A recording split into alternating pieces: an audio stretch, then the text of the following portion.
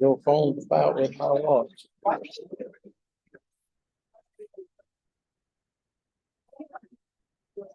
Get my phone off because I'm sorry.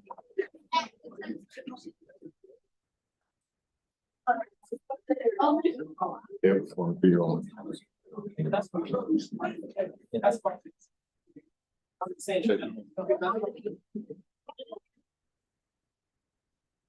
Maybe It'll be on. maybe about 3 what out of town. You know, you can still do it out of town. Get two of them online. Dude. So, We got 4, we need one more. three. We got Dennis up there, I guess. I thought that said Dennis. They had Dennis on. There.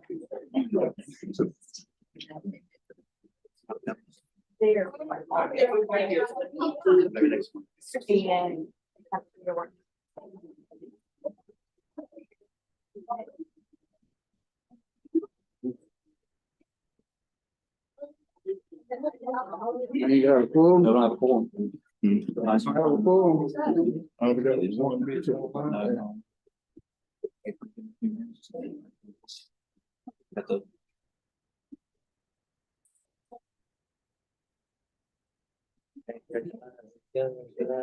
So you need to buy a pool? I can't do any business at all. Maybe somebody stuck out. There's a lot of cars there. Maybe somebody stuck out.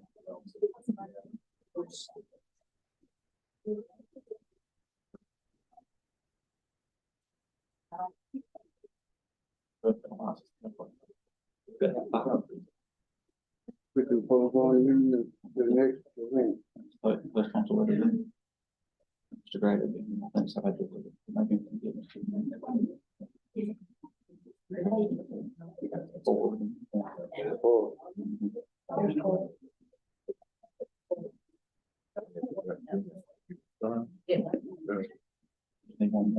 We need one. I know what Gary's coming here. Mackie said he'd be about 3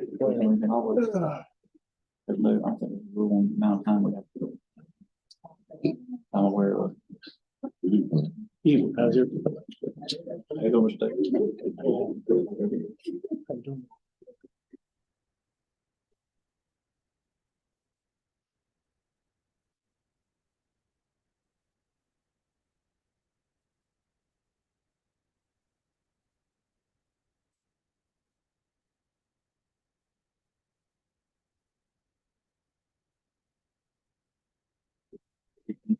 Got a wildfire or biggest one.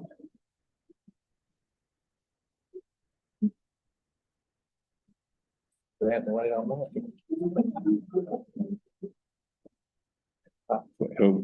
Not online. Guess it's fighting a wildfire somewhere.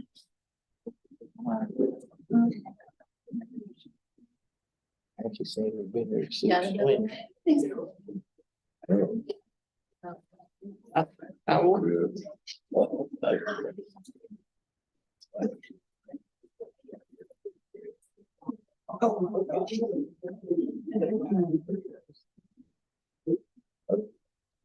Or not.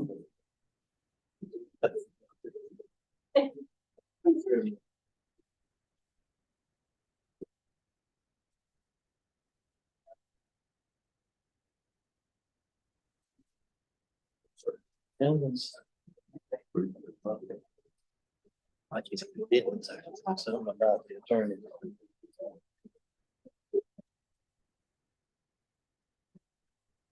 Usually I was thinking.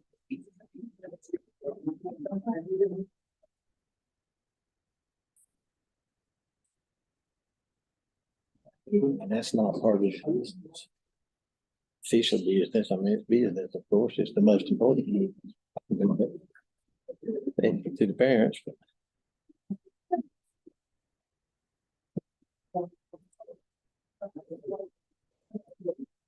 Did you get Chris? I know, that's what he said, that's a while. They got time with. That's what he did too.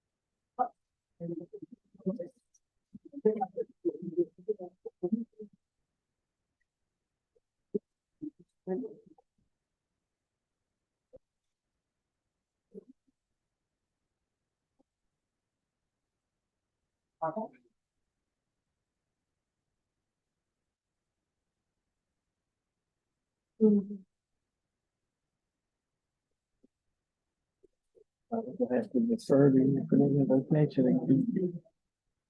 Cause he's on here, but he ain't gonna be here.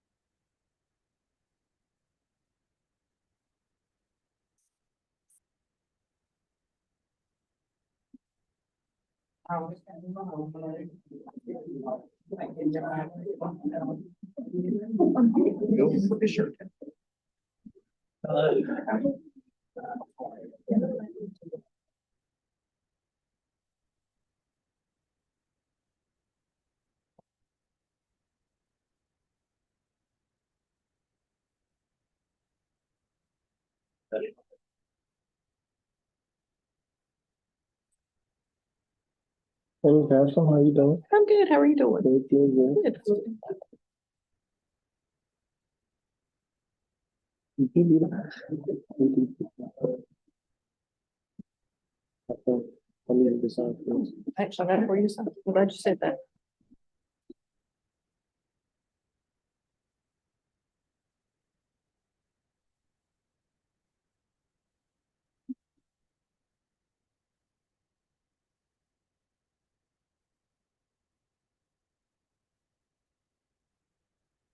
Your meals. $100 burger, that's probably, For the report. yes, for parking, that's the total there. So you just need to fill out the date and time that you, when I departed, date and time return. Send your signature. Yes, this is reimbursement, that's what you spent while you're there.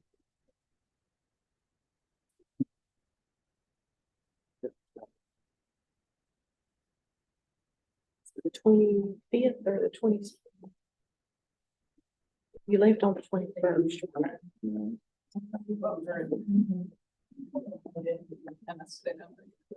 I was thinking it was the 21st or the 25th.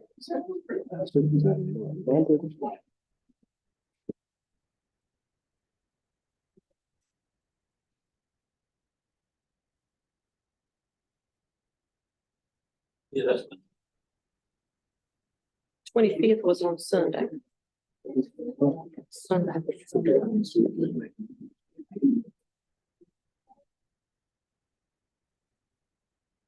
And that's just for auditing purpose, that they know when you came and when you left, so that they know how many meals and that kind of stuff. That's how they, and the auditors come to do. If I can have your attention, just a minute. We're waiting on a quorum. We need No, we don't. one more, They're on the way. and we've got one on the way, so we appreciate your patience. They should be here shortly. We have.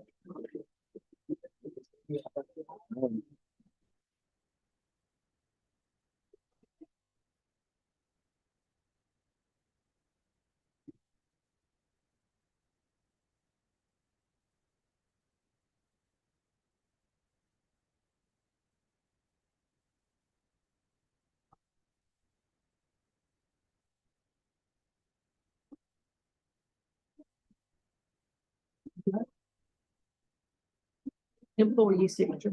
You're our employee. For payroll, I mean, because you get a check from us, you're considered an employee. And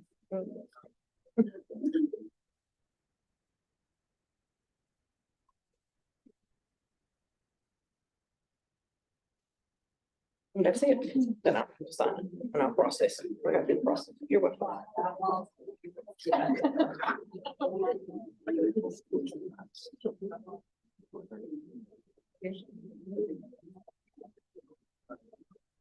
Thank you.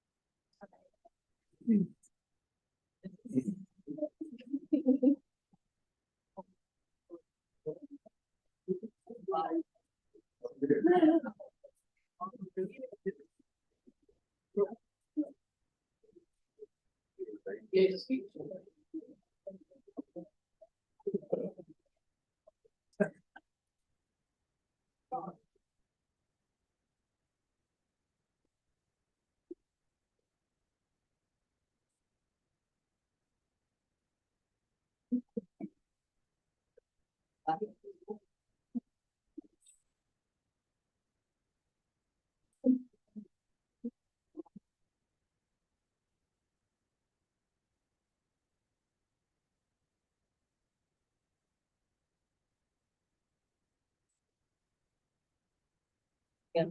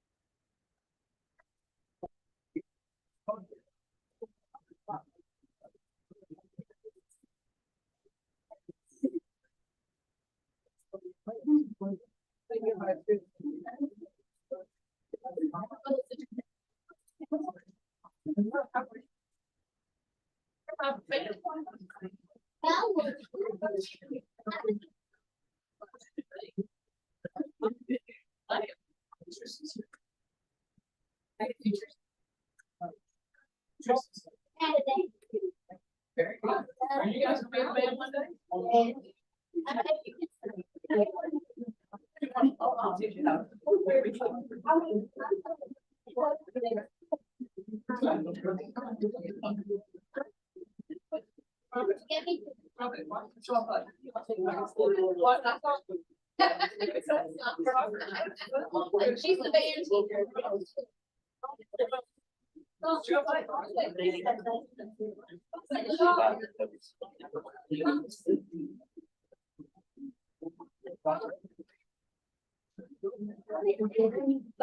teacher.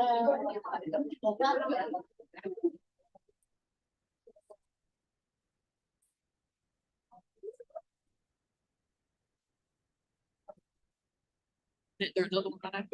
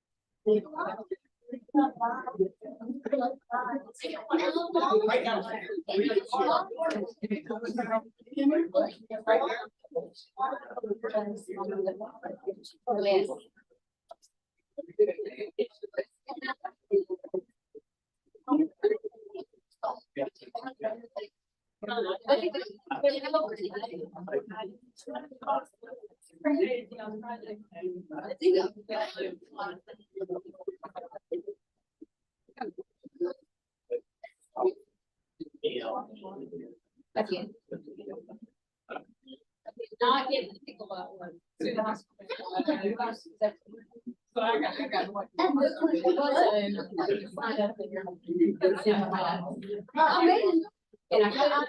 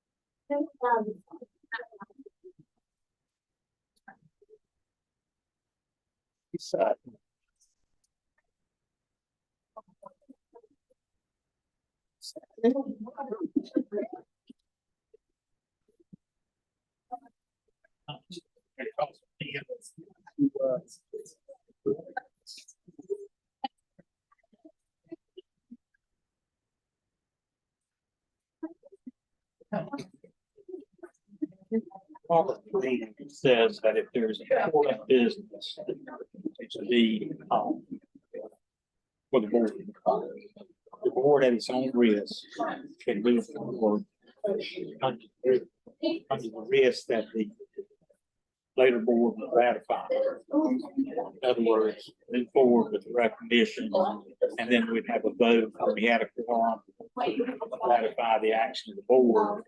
I really don't see that any board member will ratify, recognizing this the group here, rather than making them come back. We're gonna get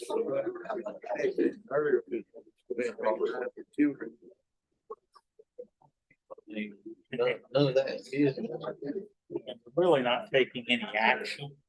So I just don't see a problem starting, and then we'll just ratify it for the whole board here. I'll tell the board and let the board kind of see how they feel if you want to.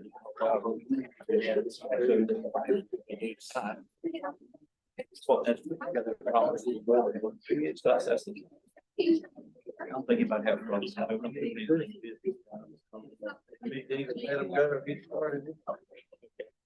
You want me to tell the board when I told you? Basically, Robert's rules say that in the absence of a quorum, and if the board considers that there's an emergency, the board can move forward with the business. At the risk, a later board, once we have a quorum, that have to ratify what we did. But I really don't see an issue if it's just spotlights and recognitions, rather than having this whole group of people have to come back. So, unless there is an objection of the board, I would recommend that we go ahead and move forward with recognition, spotlight recognition. So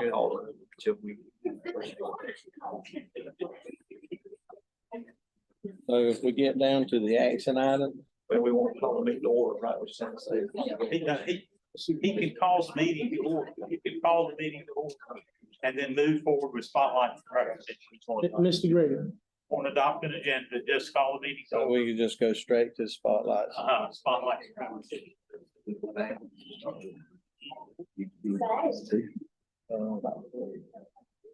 come back to the flag. Yeah. And the invocation, just go straight. to spotlight. Sorry about that. Oh, yeah.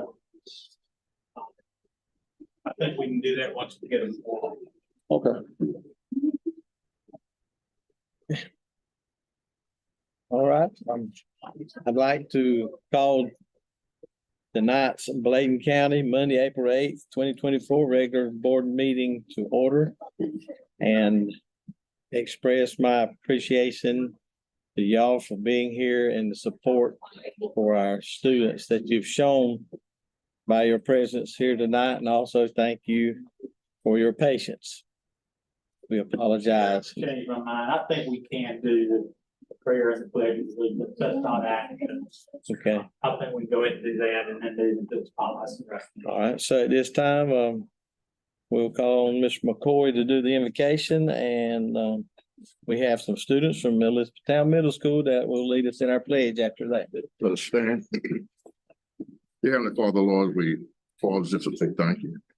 Lord, we thank you for life, health, and strength. But more importantly, Lord, we thank you for your son, Jesus, who died on Calvary Cross, so that we would have a right to this tree of life. Tonight, Lord, we pray that you intervene in our meeting. We pray that you give us the wisdom that we're standing in need of. Lord, we know where 2 or 3 are gathered in your name, you will be in the midst. We're praying for that tonight.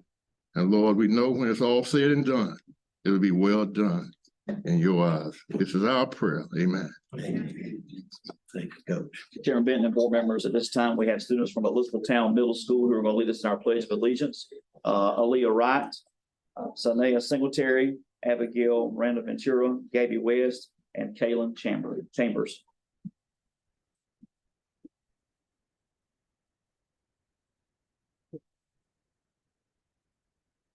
I pledge allegiance to the flag of the United States of America and to the republic for which it stands, one nation, under God, indivisible, with liberty and justice for all.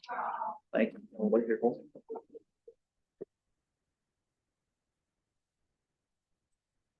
them. Okay.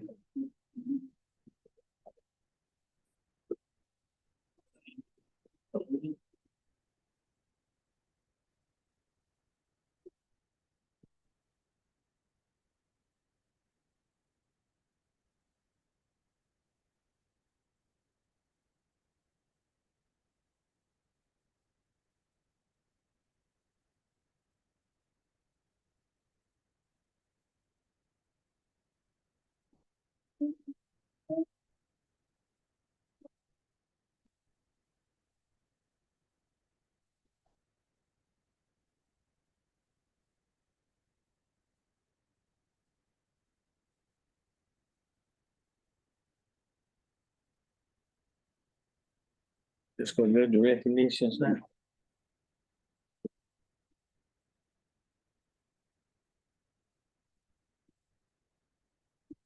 Chairman Benton and board members, we will continue with our spotlights and recognitions.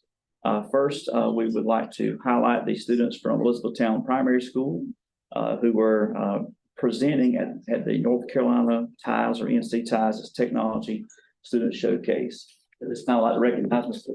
Ray Boyd, their principal. So our students for NC TIES are Noah Bridger. listen up, baby. What do you want? Can't hear you, Miss Brayvon. Nora Bridger. What do you want to go on there? Brooklyn Johnson. And she's probably. Brittany Martinez. Kimar Monroe. Enter Sanchez Alonso. Makai Smith. Jesus. Sincere Washington. Ariel Zambrano. And then Carrie Long is our media specialist.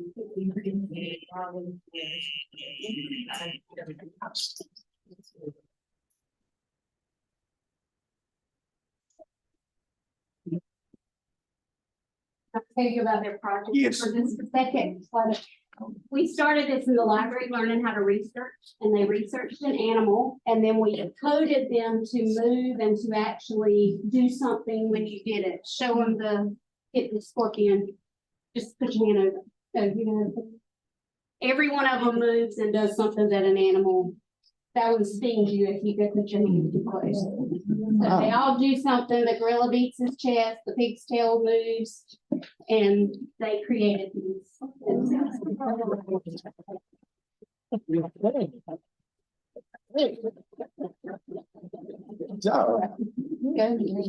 take Dylan calls for long. Let's just a couple students come over here. Dylan calls for long. That's right. But All right. That's why I leave the table to be seen. Two more space. I can get the table in, okay? Come Ariel, over. switch over there so she can get the table in the animals. Just a little bit. There we go. There we go. Knock it out. Scorpions, leave it.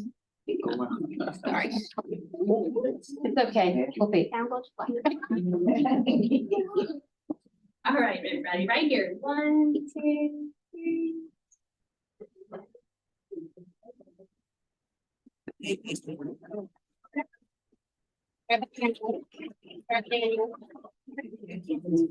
gotta get the wire. Wait, what?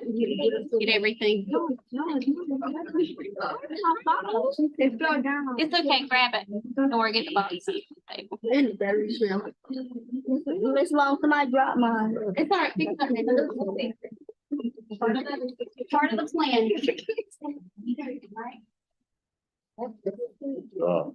Our future scientists and engineers right there. And they made Bladen County proud in Raleigh. They did. I was so proud of it.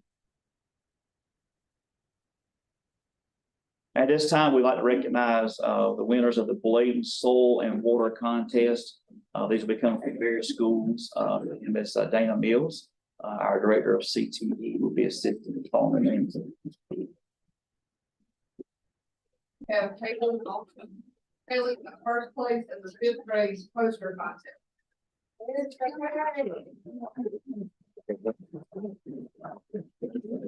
Next is Jackson Bridger, who was selected to attend the annual resource conservation workshop as the Bladen County Soil and Water representative.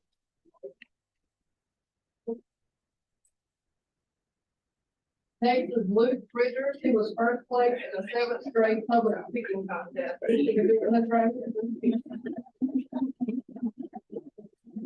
Next is Paisley Crawford. Paisley was first place in the 3rd grade.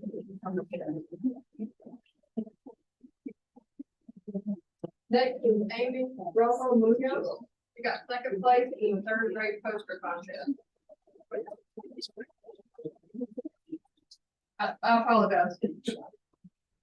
Kaiseria McKeeson got first place in the 8th grade essay contest.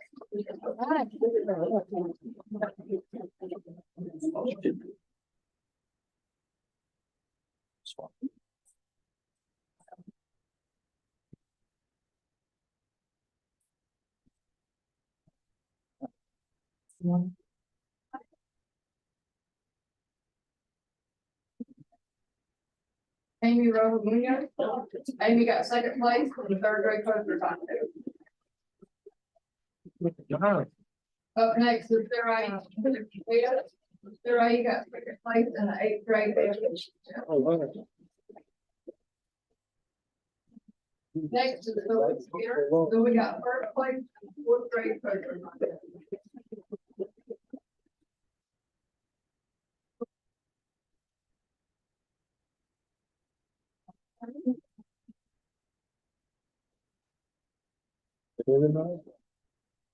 Here,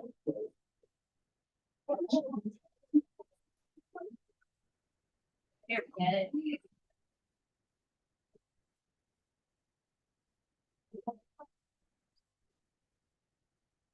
Okay, right here, Bonnie.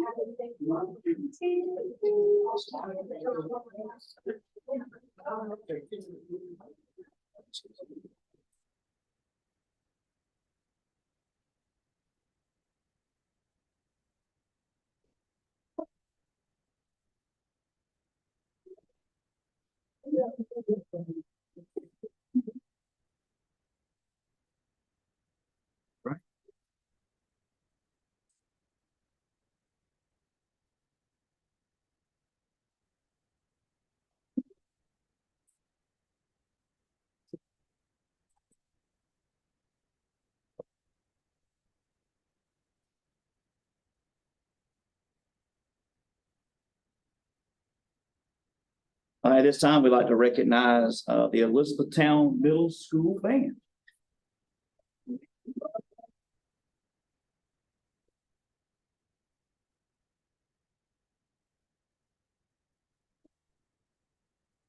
This is from our band contest and our wins. We got superior ratings. It's Aliyah Burgess, Keishawn Campbell,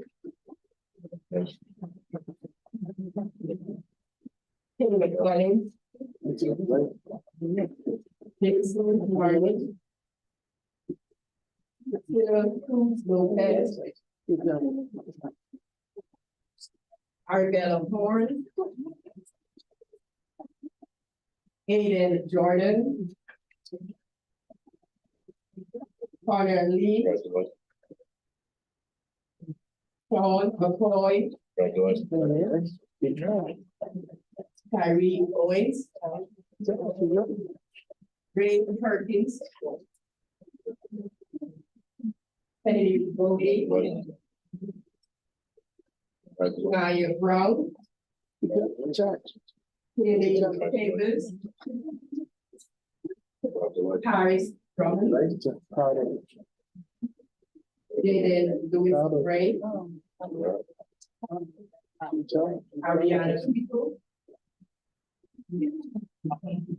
Kelly Robinson, Trinity Ross,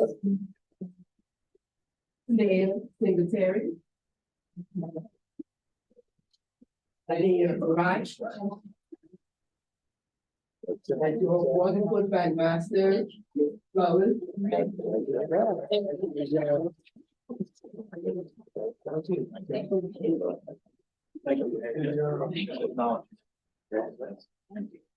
Congratulations. You good, well done. You to rest, okay? Then I can have some of y'all come to the front.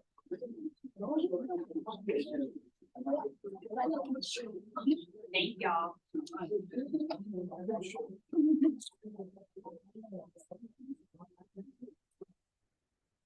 All right, 1, 2.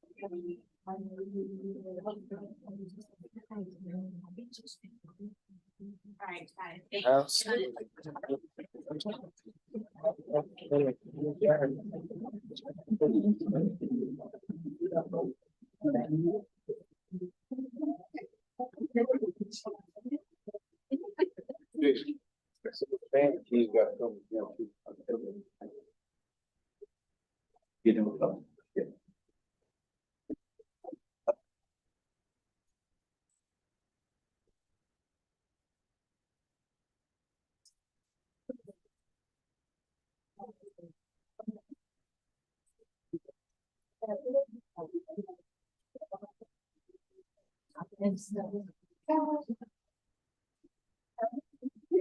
I'm still here. Congratulations to our girls basketball team. Way to go, Cougars.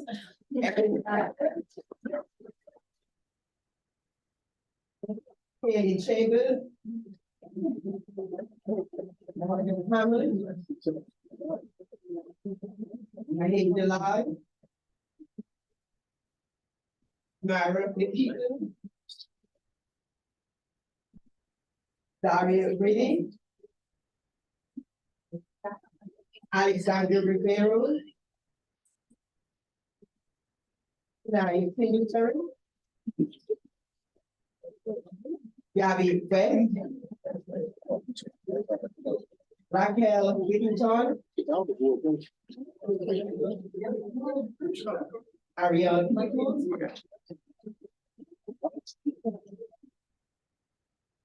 And to our wonderful basketball coach, Mr. Owen. Right, everybody,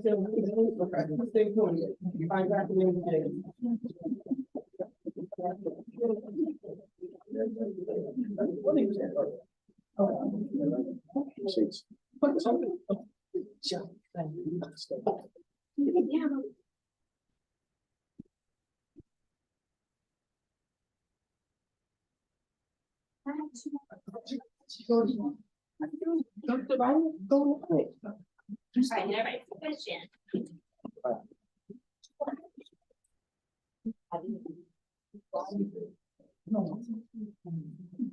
Brother. All right, 1, 2, 3.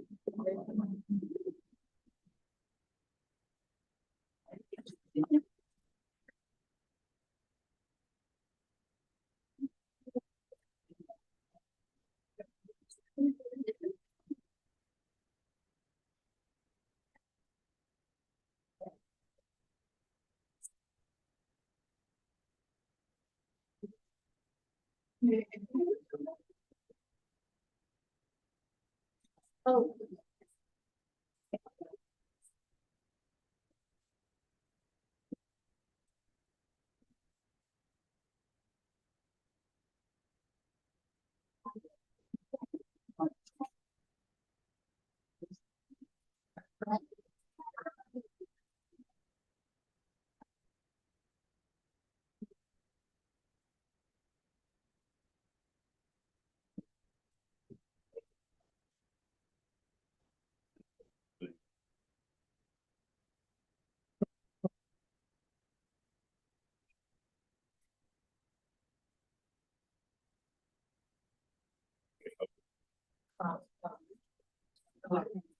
All right, we'll continue with our spotlights and recognitions. Next, we have the Tar Heel School Boys Basketball Team. And Ms. Ruffin, their principal, will be assisting with the names, and her assistant principals joined her as well, Ms. Thompson and Ms. Brooks. Good afternoon, everyone. Afternoon. Tar Heel School. We are tonight to recognize our boys basketball team. Not only did we beat the Buckeye Middle School Conference champ, we were also the Lake County School Middle School tournament champions. So good job.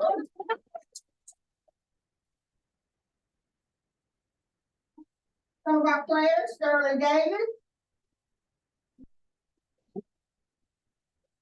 Marion Gowan. TJ Lewis. Jarvis McMillan. Gregory O'Neill. Davion Whittington. And our assistant coach, Cornell Lewis. Recognize my coach. Recognize him for taking the fourth position that did not give up, and we are so very proud of him.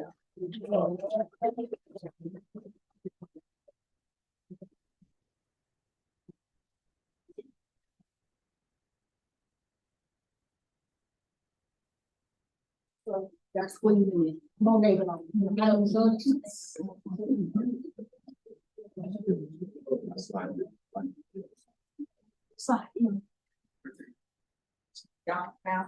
Come on. All right. Let's see. Actually, start down here and not through your face. Come on, right here. Your head. And there we go. He does the shoulder, yeah. Excuse me, just a little bit. So I can go home. All right, 1, 2, 3. It's big. 1, 2, 3. All right. Thank you.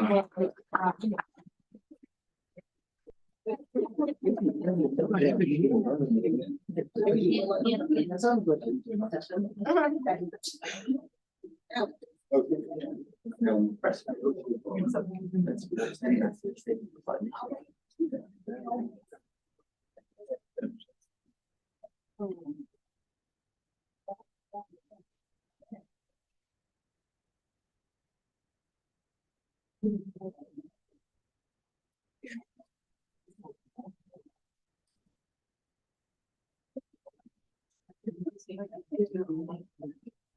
right, next we'll be recognizing the North Carolina Department of Transportation Aviation Art Contest. Miss Dr. Peggy Hester will be assisting us, Principal West Believing. First, we have Madison Evers, finalist.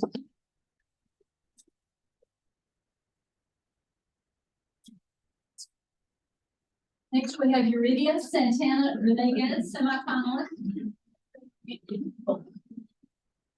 And third tonight, we have Marabella Rojas, semifinalist.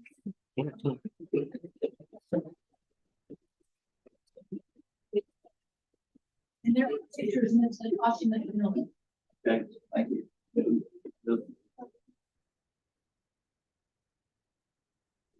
There she is. There's a yellow there.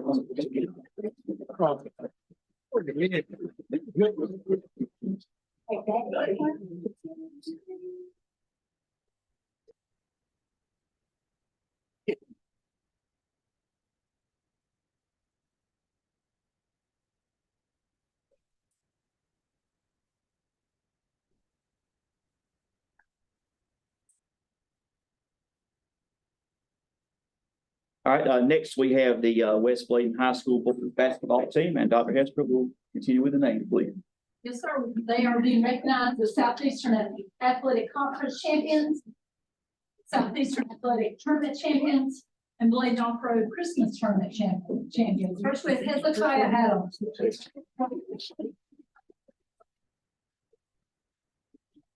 Demarius Bryant. Cornelius Esters.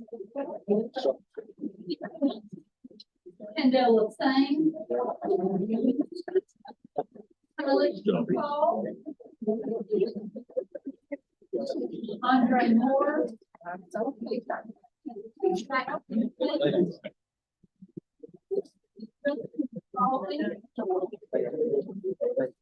Jonathan Cook. Chase Williams. Boys player leader.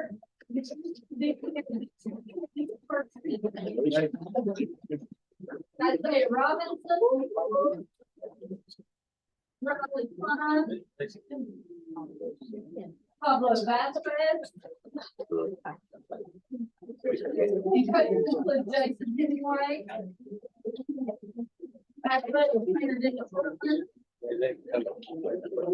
And Travis Davis is our coach here.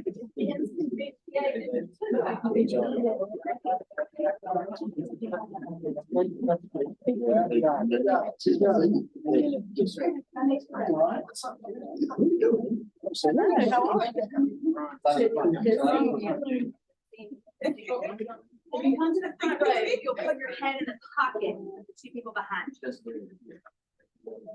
I can see everybody. Yeah, you're too tall. I know, right? Sometimes standing in the chair. Yeah. Those too tall, you. Uh-huh. I'm gonna get over here. No, it ain't working.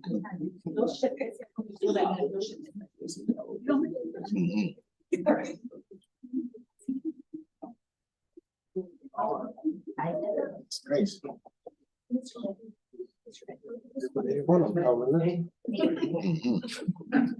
Taking over. All right, everybody, right here. 1, 2, 3. Got it.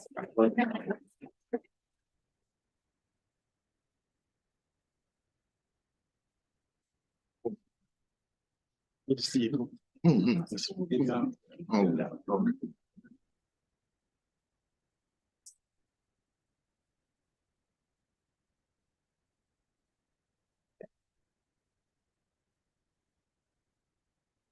Oh, there you go. All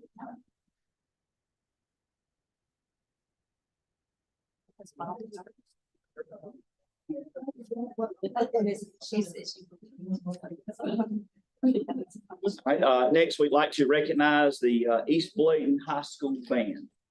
Ms. Georgia Spalding, principal, will be calling those names. Good evening.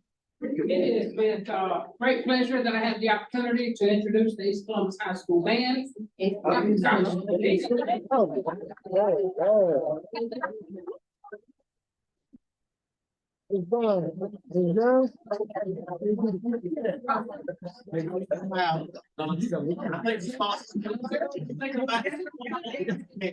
time, right?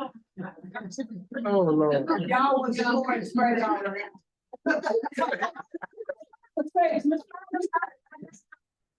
gonna take a lot for me to pick myself out right now.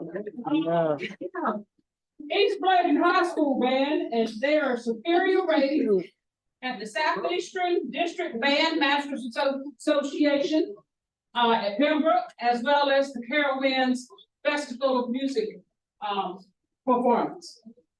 And to begin with, our young students and band players, Janice Alvarez Nunez,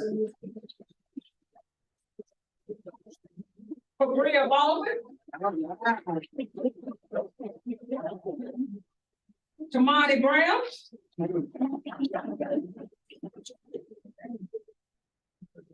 Justin Garrett,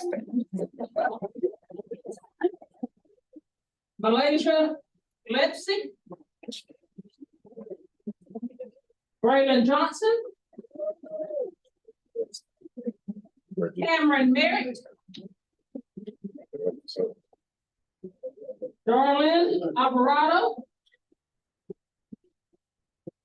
Maya Peterson, Ricky Spears,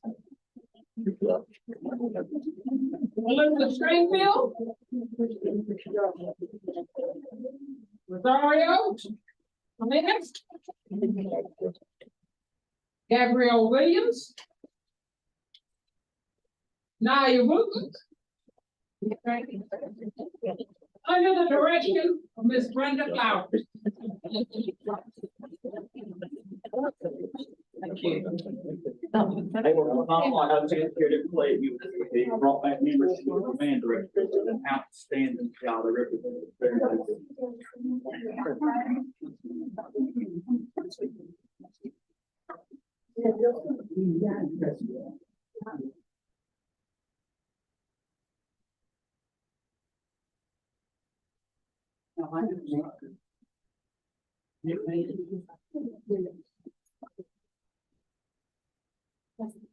Step forward for me.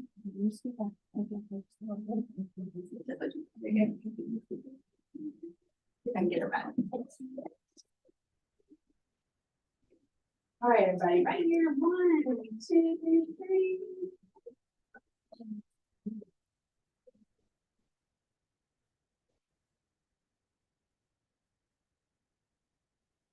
It's 2 years in a row to the band program.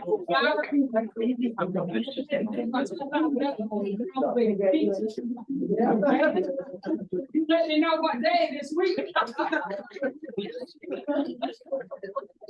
Lots of pieces. Lots of pieces. Everybody gets their own individual piece. Yeah, I'm talking pizza and ice cream. That one.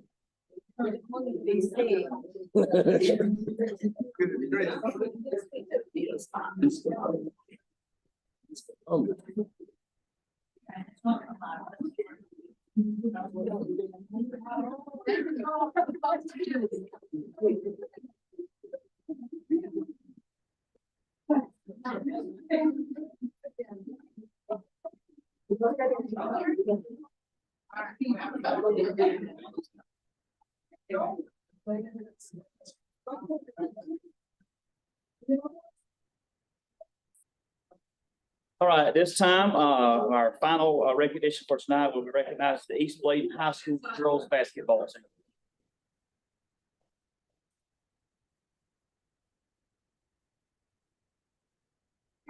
All right.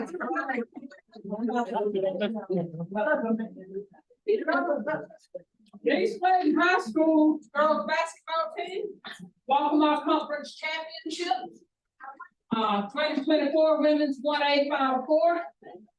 The team, Tatum Allen, Austin. Nevaeh Brown. Ariel Cromartie.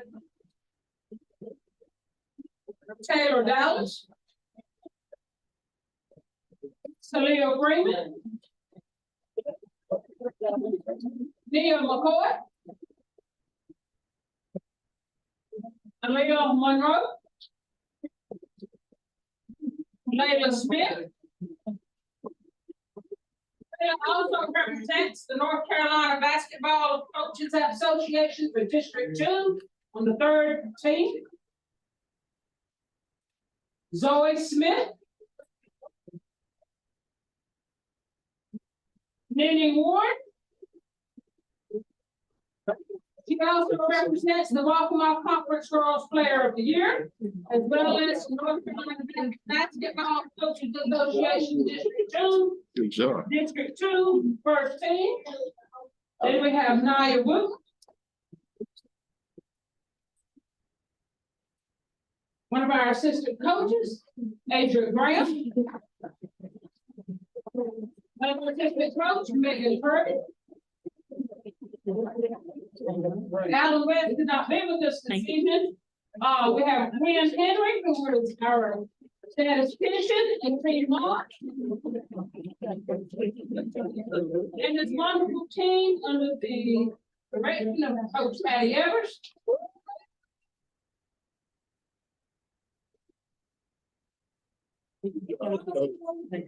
Coach of the Year. All right,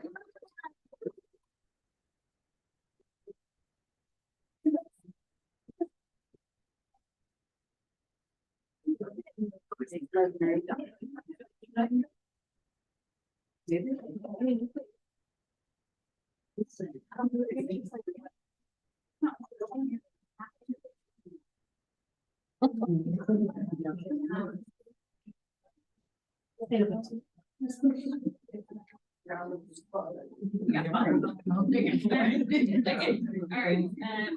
1, 2, 3.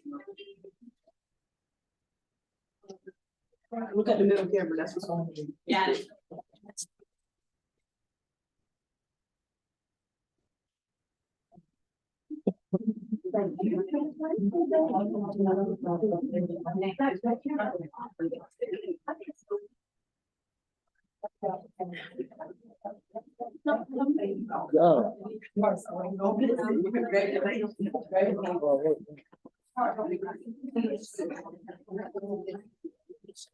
Chairman, I've got wording on the motion. I've got the wording on the motion that needs to be made. Okay. If you call on me. Okay, so, well, we're getting ready to, the next thing, we go back up to adopting an agenda, I guess. Well, I think we need to move, we need to move from the agenda. Okay, and then the adoption. Yeah, I announced the motion tonight. Okay, Motion to amend the a agenda. motion to amend the agenda. I move that, we I amend it. think what we need to have is a motion to amend the agenda by moving spotlights and recognition to number 4, and a motion to ratify the invocation, the pledge of allegiance, and any spotlights and recognition that were taken in the absence of So move. Second. It's been moved and properly seconded. Is there any discussion? There's none. All those in favor, let me know by saying aye. Aye. All opposed likewise. There's none, motion carries. Okay, so adopt. Okay, and we just pick up with number 4, adoption of tonight's agenda. Entertain a motion that we adopt tonight's agenda. I move that we adopt tonight's agenda. Second. Been moved and probably seconded, we adopt tonight's agenda. Is there any discussion? There's none. All those in favor, let me know by saying aye. Aye. All opposed likewise. There's none. Motion carries to adopt tonight's agenda. Move on to And number 5, approval of the consent agenda. Entertain a motion to that effect. Chair, I move that we approve the consent agenda. Second. It's been moved and properly seconded to approve the consent agenda for tonight. Any discussion? There is no discussion. All those in favor, let it be known by saying aye. Aye. All opposed likewise. No opposition, motion carries to approve the consent agenda. Okay, that puts us to spotlights and recognitions. Number 7, citizen participation. Dr. Atkinson. Thank you, Chairman Benton and board members. We have 3 who have signed up for this evening. Mr. Donnell Goins, Mr. William Graham, and Mrs. Demetrius Johnson Simpson. According to board policy 2310, the first part of at least one regularly scheduled board meeting will be set aside for citizens to address the board through public comment. Each speaker will receive 3 minutes to present comments. However, the public comment session will not exceed 30 minutes total, except by majority vote of the board. During the public comment period, the board chair will recognize speakers in the order in which they signed in. Substitute speakers will not be permitted, and speakers may not donate any portion of their time to another speaker. Board members will not respond to individuals who address the board, except to request clarification of points made by the presenter. Mr. Goins first. Good evening, gentlemen. Yes, sir. I'll take my time. It's very succinct. I'll take my time. I don't miss anything. Last month, I spoke on the mental health fragileness of Blaine County school students. Ironically, after this board's last meeting, which was March, the next day, an incident occurred in one of Blaine County schools where students were traumatized. Small students were traumatized. How do I know? I know. Small town America. And an administrator was injured. And a number of other, we talked about ACEs, adverse childhood experiences, some years ago. I brought it up. Again, that's an ACEs for these little students, adverse childhood experiences. Maybe the program, the majority of you voted not to accept, is not an optimal program. However, voting on a potential option or voting a potential option down with nothing to replace it does nothing for all concerned, which is our staff and students, I thought. Don't you think the level of violence, disruptions, and potential for traumatizing experiences, ACEs, would increase without nothing doing? Thank you.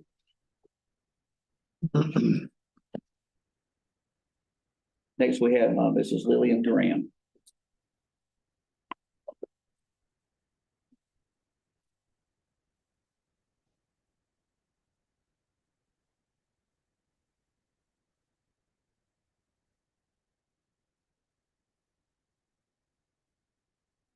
Good evening. Good evening. Hey, Ms. Look out among you and students, friends, and maybe some foes. That's okay. I come on behalf of East Arcadia School. I'm a graduate of East Arcadia School.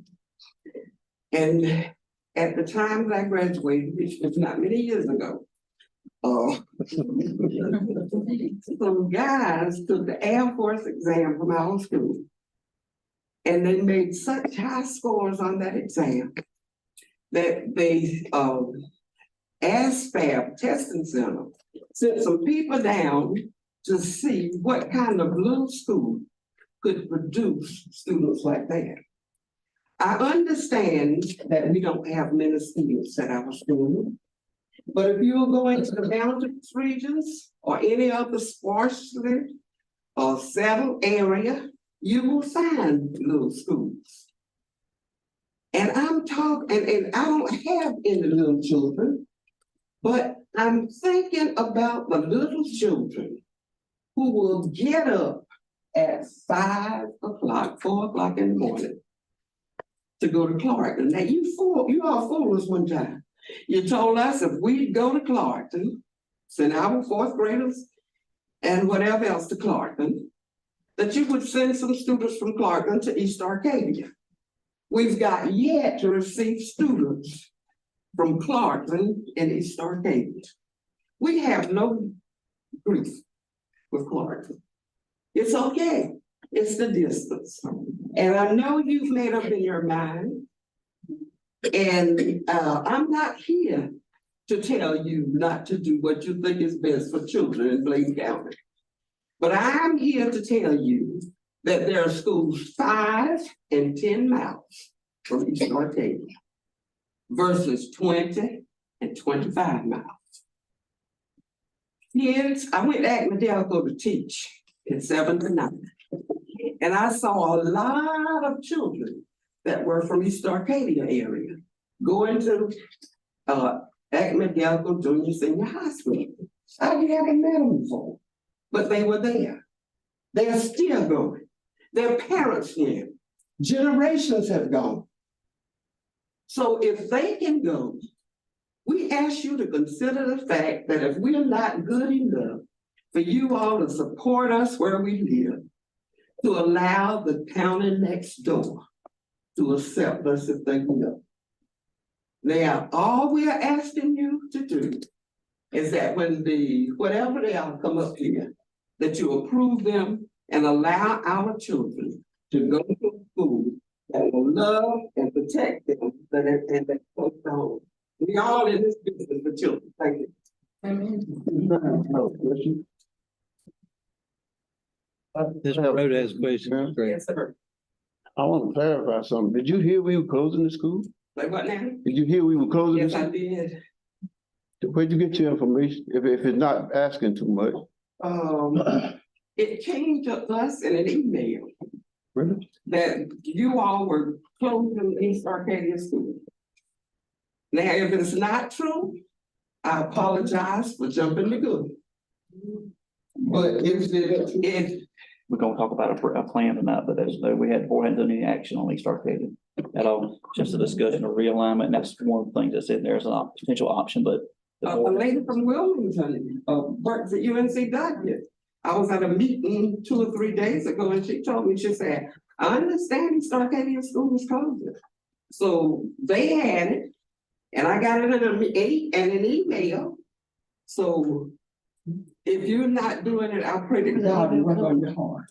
Because we got babies. Would you like for your little baby or your little grandbaby to ride 25 miles on a bus? And that's not a straight route. You're going back and forth, and it's for a little baby, 4 years old, 2 and 3 hours. Think about it.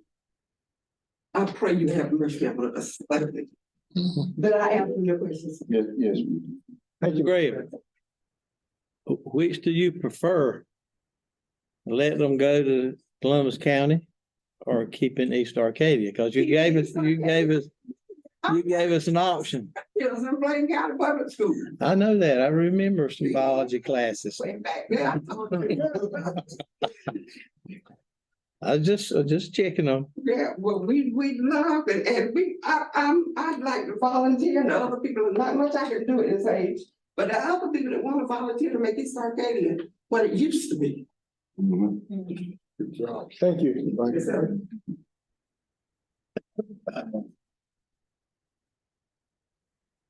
Good evening, gentlemen. I hope you all know me. No, I am a homegrown Blaine County citizen, and I'm here as a concerned citizen. I'm Demetrius Johnson. Simpson is my married name, but I am Johnson. I stand before you today to advocate passionately for the implementation of the comprehensive mental health program in our schools. I'm going to share with you a personal story. I know this may not make a difference because I was here last month when you voted for the mental health program, but I want to share a personal story with you. And I may be here once again every month only to let you know a personal story. It's my story. This is deeply personal. My own daughter while here in Bladen County Schools, when I was an administrator, I worked here for you, with you, for our children. As a principal at East Arcadia School, I got a phone call. While she was in high school at East Bladen, my daughter attempted suicide. Imagine you, a parent, an educator, getting a phone call because your own child is trying to take her own life. The reason? She was struggling to come to terms with her own sexuality. This is mental health. It was a heart-wrenching moment that shattered our family, but it also opened my eyes to the urgent need for better mental health support in our educational institutes. This was traumatizing for me because I am the educator who is known as Mama B. I'm that educator who knew how to approach everybody's child. Every other kid, the thousands of children that I have had over this is my 29th year in education. I probably had some of your kids, if not your children's children, your friends' kids, and I knew how to talk to every one of them. But behind the scenes, I missed my own child. Everybody's kids were at my house. I knew how to deal with the LGBTQ group. I knew how to deal with teen pregnancy. I knew how to deal with everything. But unfortunately, I was dealing with a divorce. I was dealing with everything else and didn't know what was going on in my own house. Sadly, my daughter's story is not unique. Across the county, countless students are silently battling their own demons, whether it be depression, anxiety, or the overwhelming pressure to conform to societal expectations. The stresses of academic performance, peer pressure, and personal identity issues can take a heavy toll on their mental well-being. But amidst the darkness, there is hope. By integrating mental health education and support services in our schools, we can create a nurturing environment where students feel safe to open up about their struggles and seek the help they need. First and foremost, such a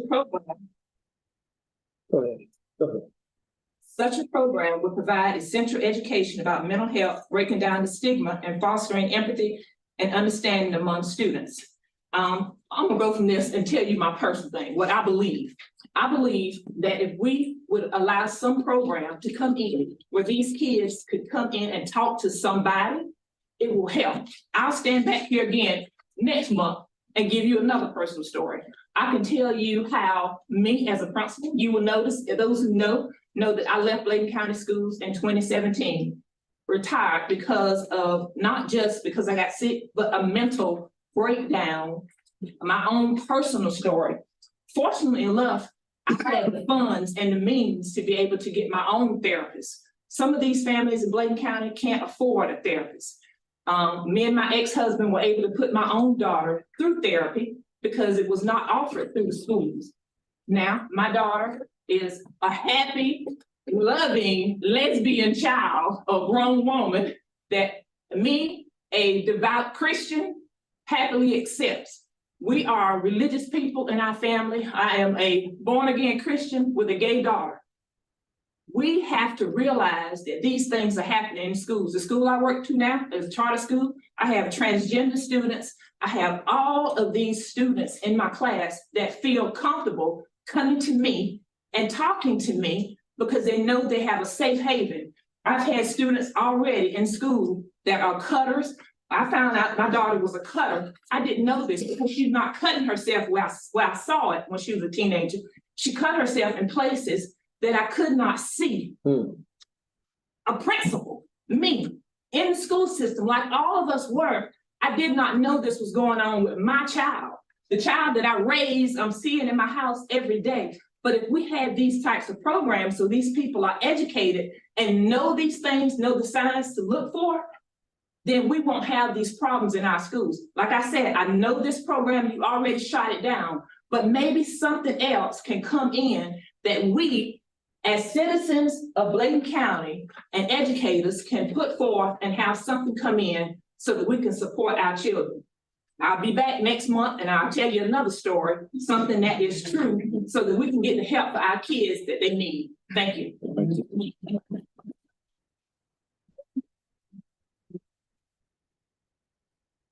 That concludes our citizen participation. See.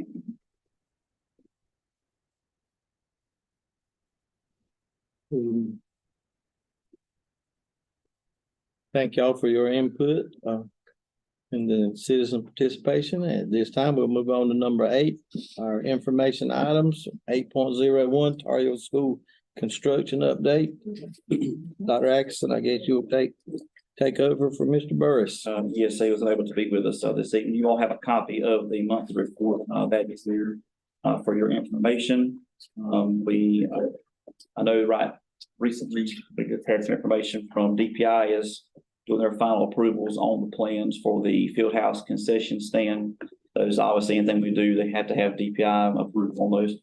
I think they're pretty close to getting that done. They had to do a couple of clarifications. Everything is still on target. What we are looking at is there are a couple of things we're looking at with the building, and we attempted looked at doing the ribbon cutting in May. We are now looking at doing that once school is out in June, because we want to try to have as much of everything completed, even to the outside. So when folks come on the campus, it can be as close to the finished product as it is. So one thing we're also looking at here too, there's some things with the flooring that we need to do in terms of additional waxing and all. Just can't do that with students in the building right now. And we do want that to be in tip-top shape when they come. If you've driven by the school lately, you'll see by the road, they are constructing the sign. The sign by the road is made from bricks from the old building. A lot of folks don't know that, but as a memoir for the campus, so that the original building out front, that sign is made with bricks from the original building. So they are doing some additional work. I think they'll soon be doing some of the paving. They've been grading out and things that seem to be moving very well. But you have that. If you have any questions, you need me to relate to Mr. Burris, I would definitely be glad to do so.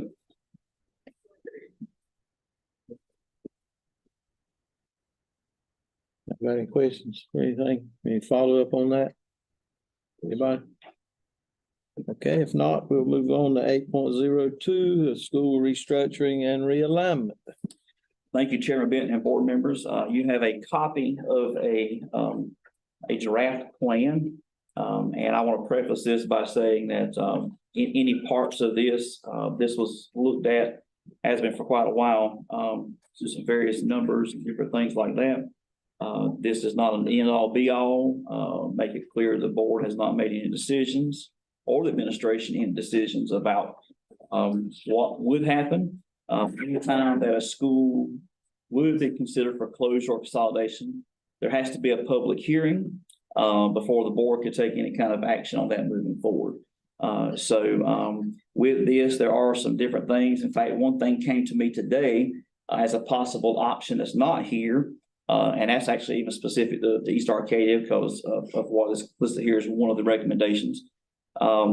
Again, that might be an option for us as well. So this is very open-ended. I just want to kind of go through this. I won't read it to you all verbatim. I sent it to you all early, but I do want to kind of just talk through it. It is just for information. Doesn't mean it even has to come back next month, depending on what we have. Because I would like to do some further study on some information that was shared with me as well today as another possible option that districts has looked at.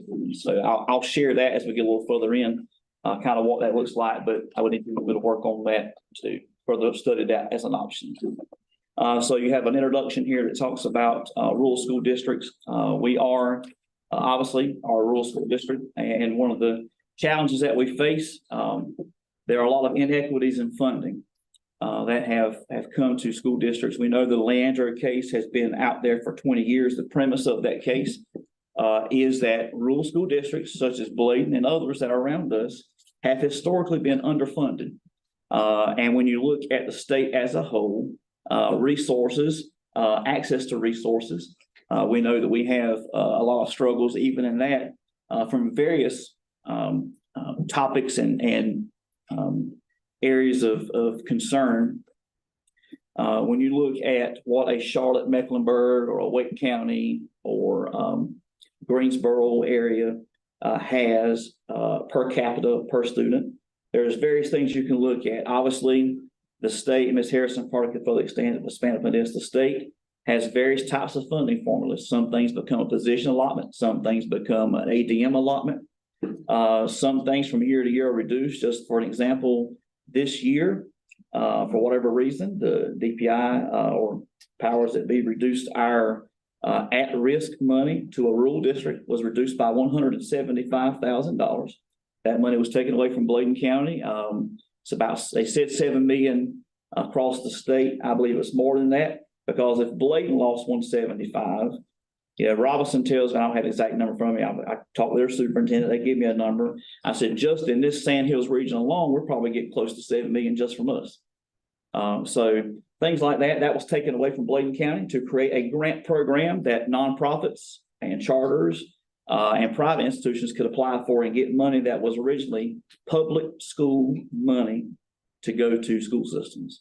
So everywhere that we look, we're continuing to get things like that. There should be no reason why rural county, who has challenges, has a reduction in at-risk money. That just doesn't make any sense to me. I think low wealth also took a hit as well. Bladen's school system as a whole, our ADM actually increased slightly over this last year, which is a good thing. I mean, not an astronomical number, but we're kind of holding steady. Did have a slight increase projected for a slight increase as well next year, which is good things. But as they continue to peck away at a budget, it makes it very hard. And I'll kind of get into a little bit of where this is. You have to look at various different things. And the thing that's difficult is we may see a budget that comes out and they say, the state may say, well, you've got $100,000. It can only be spent on this specific thing. And then we have, and most of our funds are restricted. You know, sometimes it's difficult for folks to understand. And I would think the same thing on the outside looking, where a particular, if say, well, you've got $1 million sitting in this pot, and you've got, you know, 30,000 that's been designated this. Well, if that $1 million is designated only for a sole purpose, we cannot take that money and move it. That happened here in the county a few years ago, and we've been trying to work with that with our relationship with the county commissioners. You know, some funding was transferred that was not designated for a specific purpose. And, you know, again, nobody necessarily quote unquote did anything wrong because it can be moved, but there's proper channels for that has to be. Now, not every funding source is like that. That was actually some local funding. So, you know, there's a lot of things, a lot of moving parts. So in a nutshell, what makes it difficult for small businesses is sometimes we have to make critical decisions, sometimes decisions that are always popular, and decisions that are very hard. Now, this board, for those that had served previously, and you know that the board has had to look at various types of things over the years. I can remember personally in my school career, the only school that remains for me that's still open is Bladensboro Primary. I attended Bladensboro Primary grades K-3. The historical building that's in Bladensboro now was grades 4 or 5. That was Bladensboro Elementary. We had to walk a mile to the high school cafeteria to have lunch. For the last 2 years that school was open, you know, I was present. That school no longer exists. In 6-8, I attended Spalding Monroe School. And right now that school is no longer open. And I am a proud graduate in 1998 of Bladensboro High School. And Bladensboro High School no longer exists. We've gone down, you know, obviously we had East and West Bladen that were new constructions and the high school change that took place. There's been some grade level shifts. I think Ms. Graham alluded to that at one point. At one time, East Arcadia was a K-8 school. There was a change for grades 5-8 to move to Elizabethtown Middle School. I think a few students did go to Clark at that time. But we do have students, I think, at both places. And then obviously, the board made a decision with Booker T. Washington some time back, and I might have missed something in there, but there's been things on the table for quite some time that you know we've had to kind of look through. Bladen County is not unique in this kind of situation of having to look at options or even thinking about potential options. But you know, there's certain parameters that we have. On the second part is going down. You have a copy, has a listing of our enrollment as of the end of March. That is by school. You will notice that we have schools that range from 64 students to 682. So we have a wide range of schools. Our highest enrollment is West Bladen at 682, and our lowest enrollment is East Arcadia with 64 students. Now, the state does not allow us to count pre-K in our allotments because pre-K is funded a different way. So if a school has pre-K, those numbers are not reflected in that ADM. Ms. Harrison and I were at a meeting probably a few months ago, and they kind of clarified that was the challenge that we had with some of the bonus pay that the state designated. That's why our pre-K teachers didn't get that, because they said DPI is responsible for K-12 and not pre-K. There's been discussion about changing that, but a lot of the pre-K is underwritten by federal funds. So we're not allowed to count those students to our ATM. If we were allowed to count them, that would actually help us because if we receive state funding for those students, even for principal salary, which is done by ADM, the principal may have 30, 40, 50 pre-K kids in their building, credit toward their salary for having those students, although they're required as a principal to fill out all the required reports and all that kind of thing.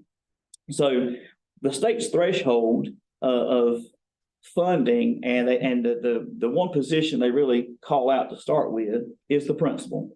A school must have 100 students for the state to fund a principal for that school. Obviously, we know that you cannot have a school open without a principal. And you'll see further in the packet that we have had one school, which is East Arcadia, that has gone without 100 students. And again, pre-K cannot count toward that number for several years. And I'll get that here in a little moment. So what has to happen in that case is that the local budget has to pick up the salary of principal salary and benefits. And that ends up averaging about 105,000, give or take. We have the other schools. The school, when the early college first started, the state actually covered that principal salary till they got to 100 because that was a new program and they underwrote that with earn and learn funding. Something else that's important to look at when we look at enrollment is to look at our schools who is attending from out of the county or out of their attendance zone. Now, we do have a board policy that deals with student transfers, and there's criteria there to make those determinations. So a lot of these folks obviously have applied and the policy would fit in that case as is written. I'll quickly run through these. Bladen Lakes has one student attending from out of county, one that is attending from the Dublin school zone. Bladensboro Primary has 6 students attending from out of the county, 6 from the Clarkton area, 8 from Tar Heel, and 4 from Elizabethtown. Bladensboro Primary, 12 from out of the county, 3 from Elizabethtown attendance zone, 3 from Bladen Lakes. Clarkton has 9 students attending from out of the county, 14 from the Bladensboro attendance zone, 16 from the Tar Heel attendance zone. Dublin, 4 students attending from out of the county, 8 from the Tar Heel attendance zone, 21 from the Bladensboro attendance zone, 2 from Bladen Lakes, and 15 from Elizabethtown Primary. East Arcadia has 1 student attending from out of county. East Bladen has 5 students attending out of county and 32 students who are in the West Bladen attendance zone. Elizabethtown Middle has 1 student attending from out of the county, 3 students attending from Bladensboro Middle attendance zone, and 15 from the Tar Heel attendance zone. Now, we'll stop at this point to clarify that some students are in place too because it may be of individual student needs. They may be a part of a particular program that the school offers. I didn't meant to share that before I started giving these numbers, so I apologize for that. Elizabethtown Primary, 3 students from out of the county, 14 from the Tar Heel zone, 21 from the Dublin zone, 13 from Bladen Lakes, 26 from Bladensboro, and 20 from East Arcadia attendance area. Tar Heel has 37 students attending from out of the county, 3 from the Bladensboro attendance zone, 2 from Bladensboro Primary attendance zone, 5 from Bladen Lakes, 2 from Dublin, 4 from Elizabethtown Middle, and 3 from Elizabethtown Primary. And then West Bladen has 21 students attending from out of the county and 30 from the East Bladen attendance zone. So that's kind of a rundown of where we are. The next section that deals with prior efforts, I kind of already summarized that, where the district was looking at. One thing that when you look at any changes as it relates to buildings, you have to look at the facility needs. There's several things that have to be there. So at that time in February 2018, that's when the board voted to close Booker T. Washington. Booker T had previously served pre-K through 5th grade as a school. In fact, Ms. Brown was the last principal at Booker T. Washington. Ms. Brown, I think we had about 260, 70 kids attending at Booker T at that time. What happened at that point, the students were reassigned. We have students that until they got to 5th grade, attended either Bladenboro or Town in those particular areas. At that time, Booker T. Washington, the concerns obviously were over the declining enrollment at the school and concerns at the facility. A lot of those buildings that were on the campus were designated as being in poor condition. That was based off the North Carolina Department of Public Instruction Facility Needs Survey from 2015 to 2020. That has to be done every 5 years, and that reports on the condition. For us in 2021, we approved the Tar Heel construction project, and that brought together Plainview Primary and Tar Heel Middle School into a new building. Both of those schools also had the majority of their buildings designated in poor condition on that 15-20 survey and the 2025 survey. Obviously, that's muted at this point for 2025 because the school is now in new construction. So currently, we have one other school that has buildings listed as poor condition on our facility study, and that is East Arcadia. Both instructional buildings are designated as poor condition on that study. And we have had a decline in enrollment or shifts in enrollment. And, you know, they've had some years where it's kind of held steady. Again, we're not allowed to count pre-K in those numbers. So the average over the last 6 years has been 64.8 students. And that is a deficit of 35.2 from the required 100 that the state would recognize for funding those positions as the principal position primarily. And then obviously, you know, other allotments will be affected by that based on whatever that number is. So from 18-19, I think this was the year after the change was made for 5th grade through 8th grade to go to Clarkton or Elizabethtown Middle. We have ranged anywhere from 58 students to 65.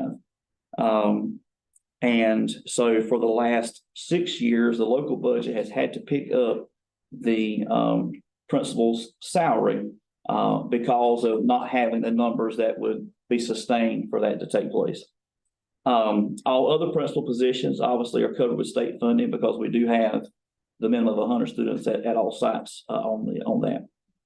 One thing that obviously speaking back to the condition of the building, there are several areas of concern as it relates to the facility. I was specifically looking at the 2 classroom buildings. At this point, the majority of the back building is not being used due to some concerns. There was some work that was done in the pre-K area, kindergarten, to get those students back in the building. That had to be done for pre-K to be there. They would not open that, pass that for the inspection for that to be done. So those obviously have been done. Some of the things, this is not totally exhaustive. These were things that were shared, and Mr. Lennon also had, you know, we kind of talked through these with him as well. One of the concerns is there's going to be a need for replacement of the septic system that is there within this is the next 1 to 2 years. To do that with all the replacing piping and pump station, I think the understood correct. I'm not sure Mr. Lennon is in here. That I think the bed field has to also be moved as well. So pretty extensive. That's estimated about $500,000 for that to be done. The windows in both classroom buildings need to be replaced. And we just had a quote for another location that was already a part of the planning budget, I think a couple years ago. It's amazing how much those windows have shot up. That's an estimated about $375,000 to replace windows in the building. Blinds and window coverings There's some flooring needs in some of the building, about 50,000. Exterior painting, that actually got us in that started some of the stuff with the pre-K. There's any paint chipping, obviously there's concerns in an older building for that. And then there's a need in the back instructional building for HVAC replacement. Mr. Lennon, correct me if I'm wrong, I think there's 8 rooftop units that are presently there now. And those would all have to be replaced because there are some ventilation and HVAC concerns in that back building. Until this year, everyone was in the front building. We made that move, I think it was beginning before last school year. And then obviously to get the pre-K with the play area and all that had to go back. So for that work to be done. Pre-K was not in the building at that time whenever it was moved back. So we have had pre-K some years and some years we have not.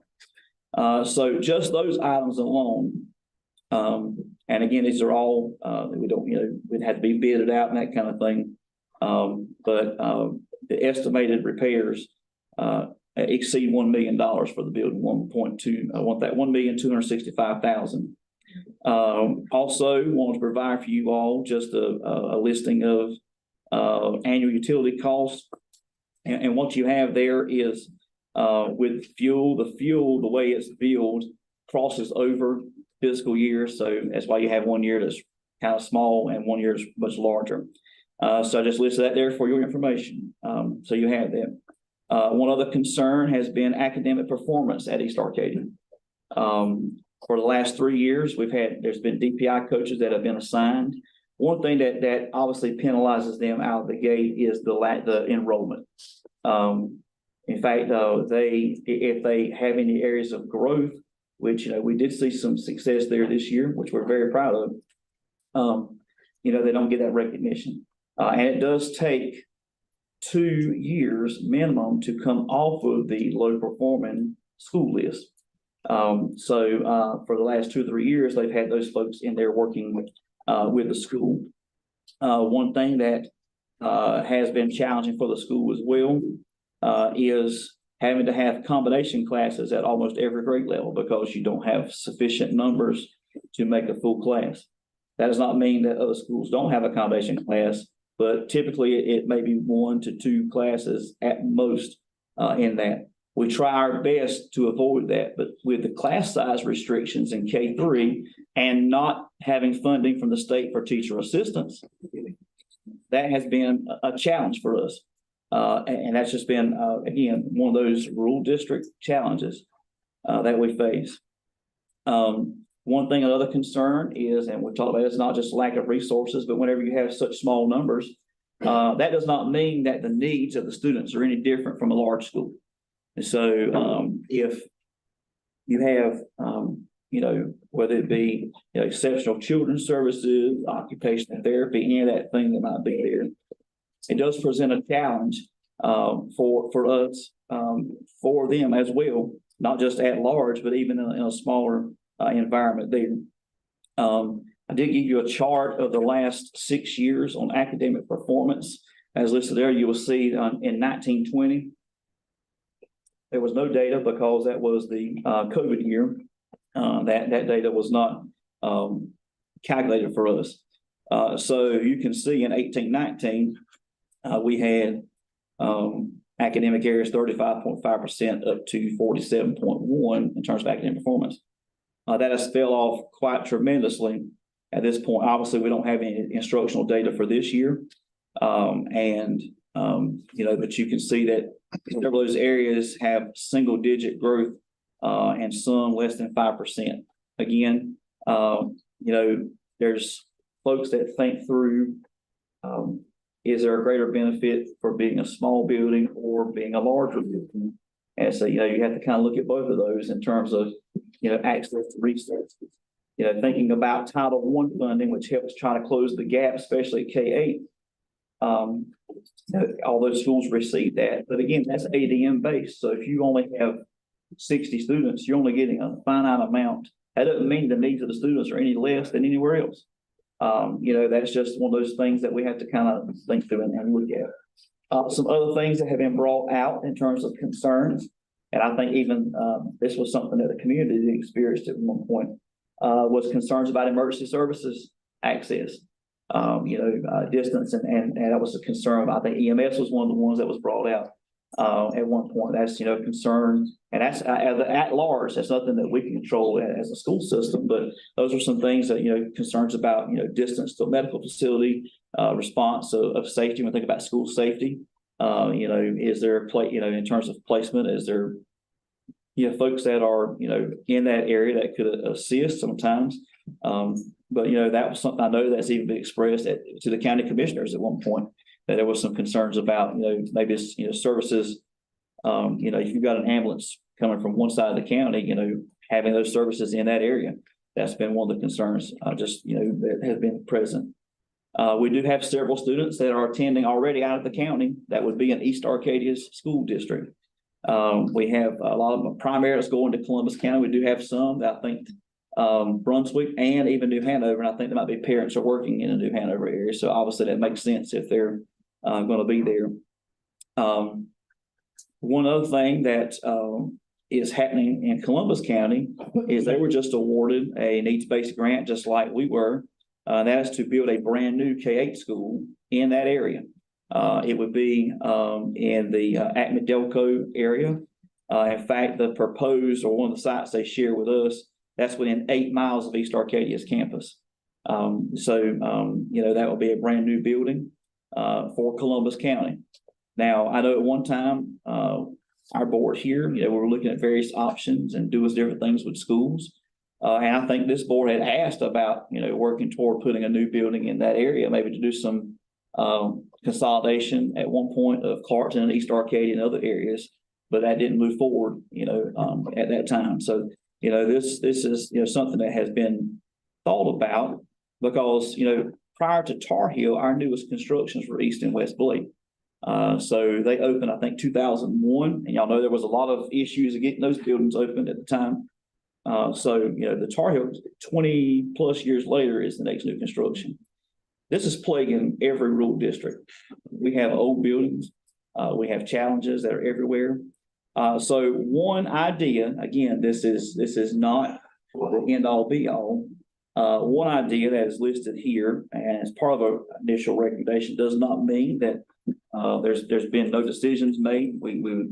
That's just where we are. One thought originally was looking at consolidating Clarkton and East Arcadia into a K-8 school on the Clarkton campus. We have looked at the facility at Clarkton. There are several classrooms that could accommodate that need. And in terms of, furniture, that kind of thing could be shifted.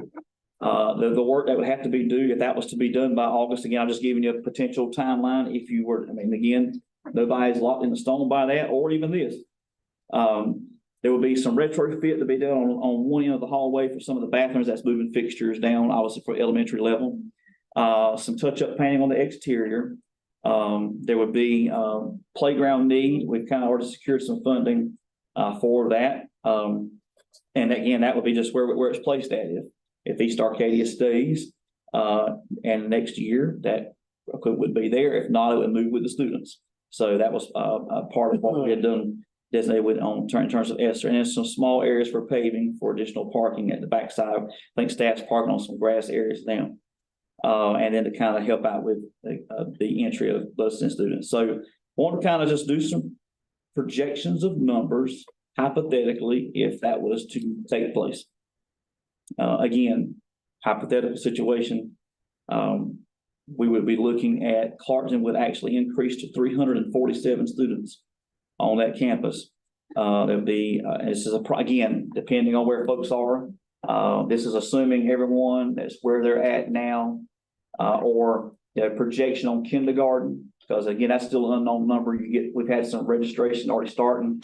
But y'all know as well as we do, and principals that are present room, we get a lot of folks for kindergarten and even pre-K. They come in the summertime.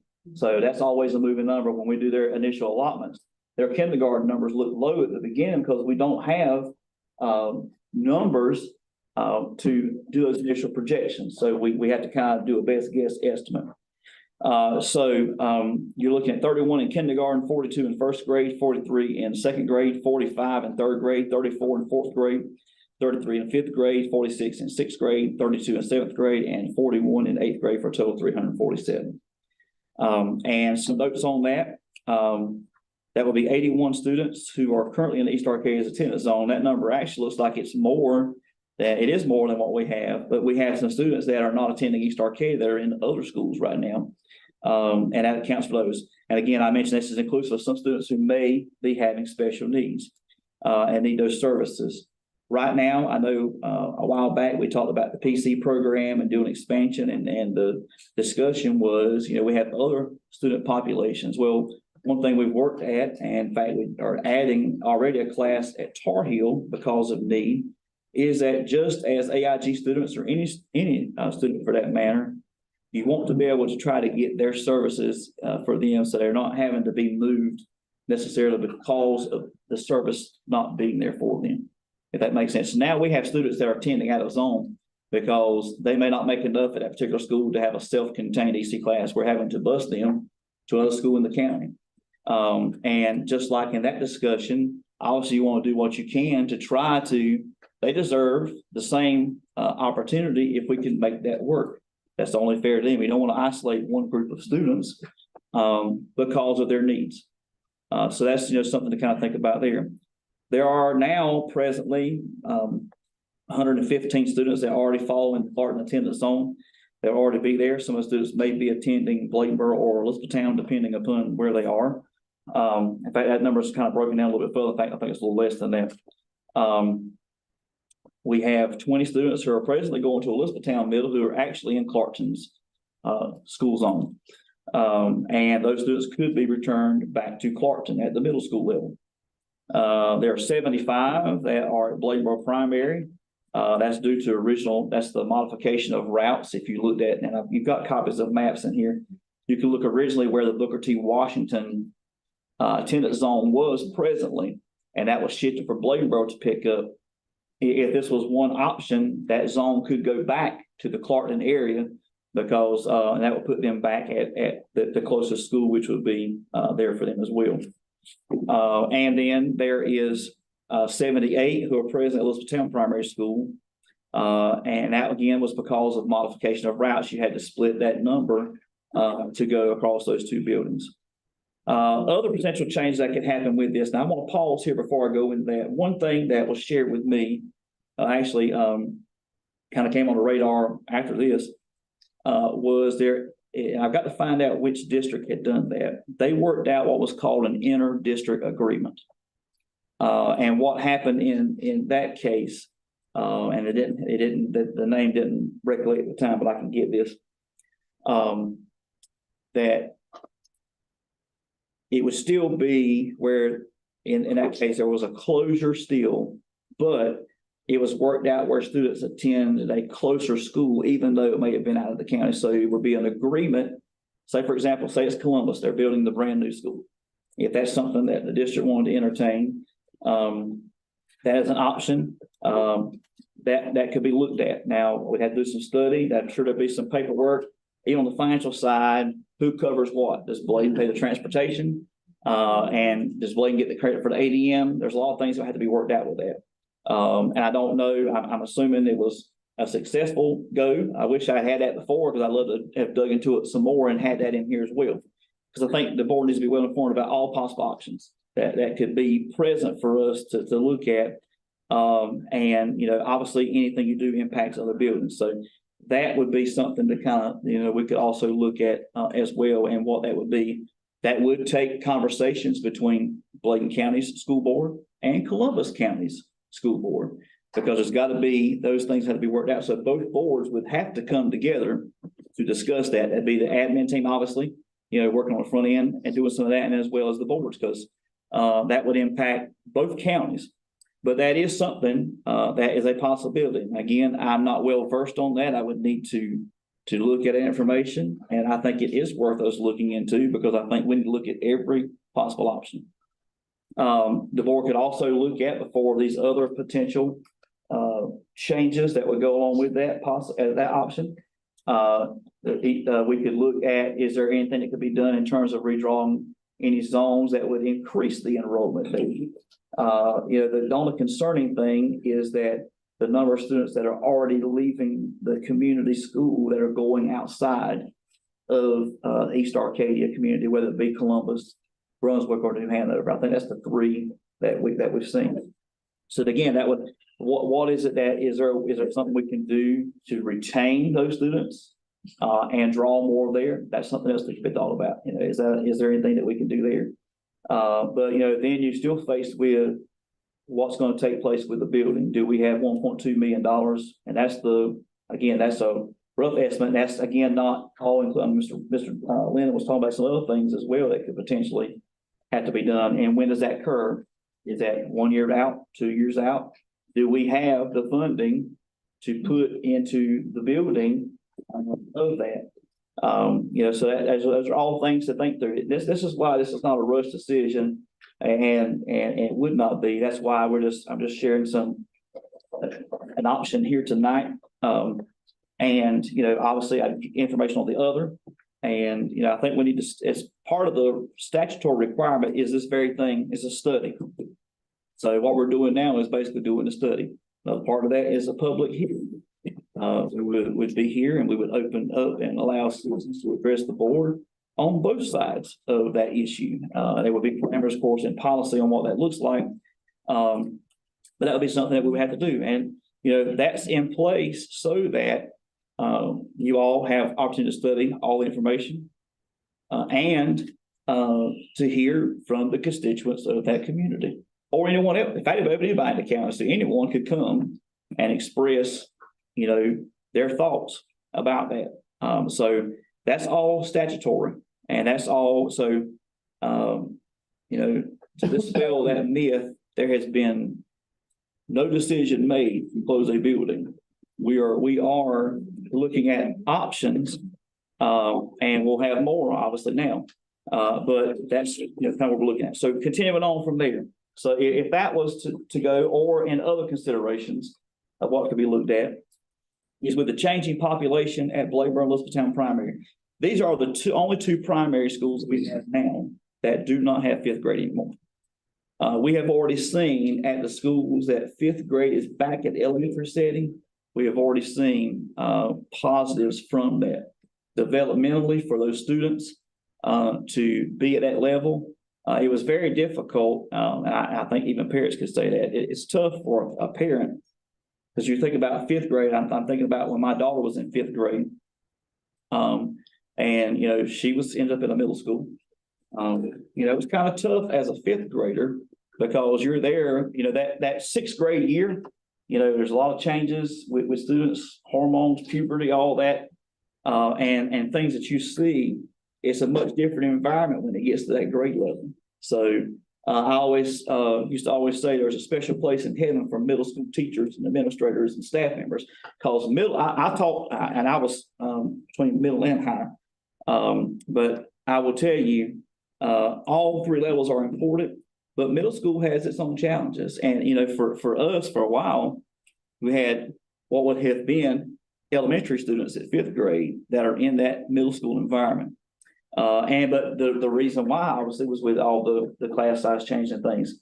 So with some of these changes, it is highly possible that fifth grade, because we're, you know, obviously the next big capital project on school construction side that was on our list was to do the multi-purpose buildings / classroom additions at both of those primary schools.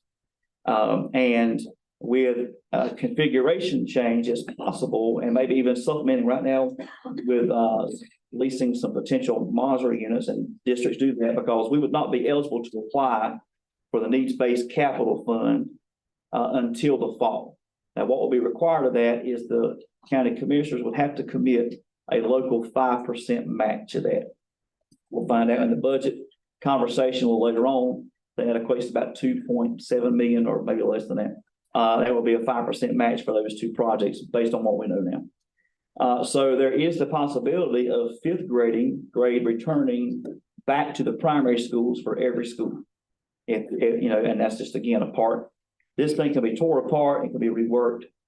Just want to kind of, you know, put that out there. So what would that mean if fifth grade leaves the middle school? That would make some shifts, obviously, at Elizabethtown and Bladenboro Middle. And I did provide for you all in the information there, what that what that would look like.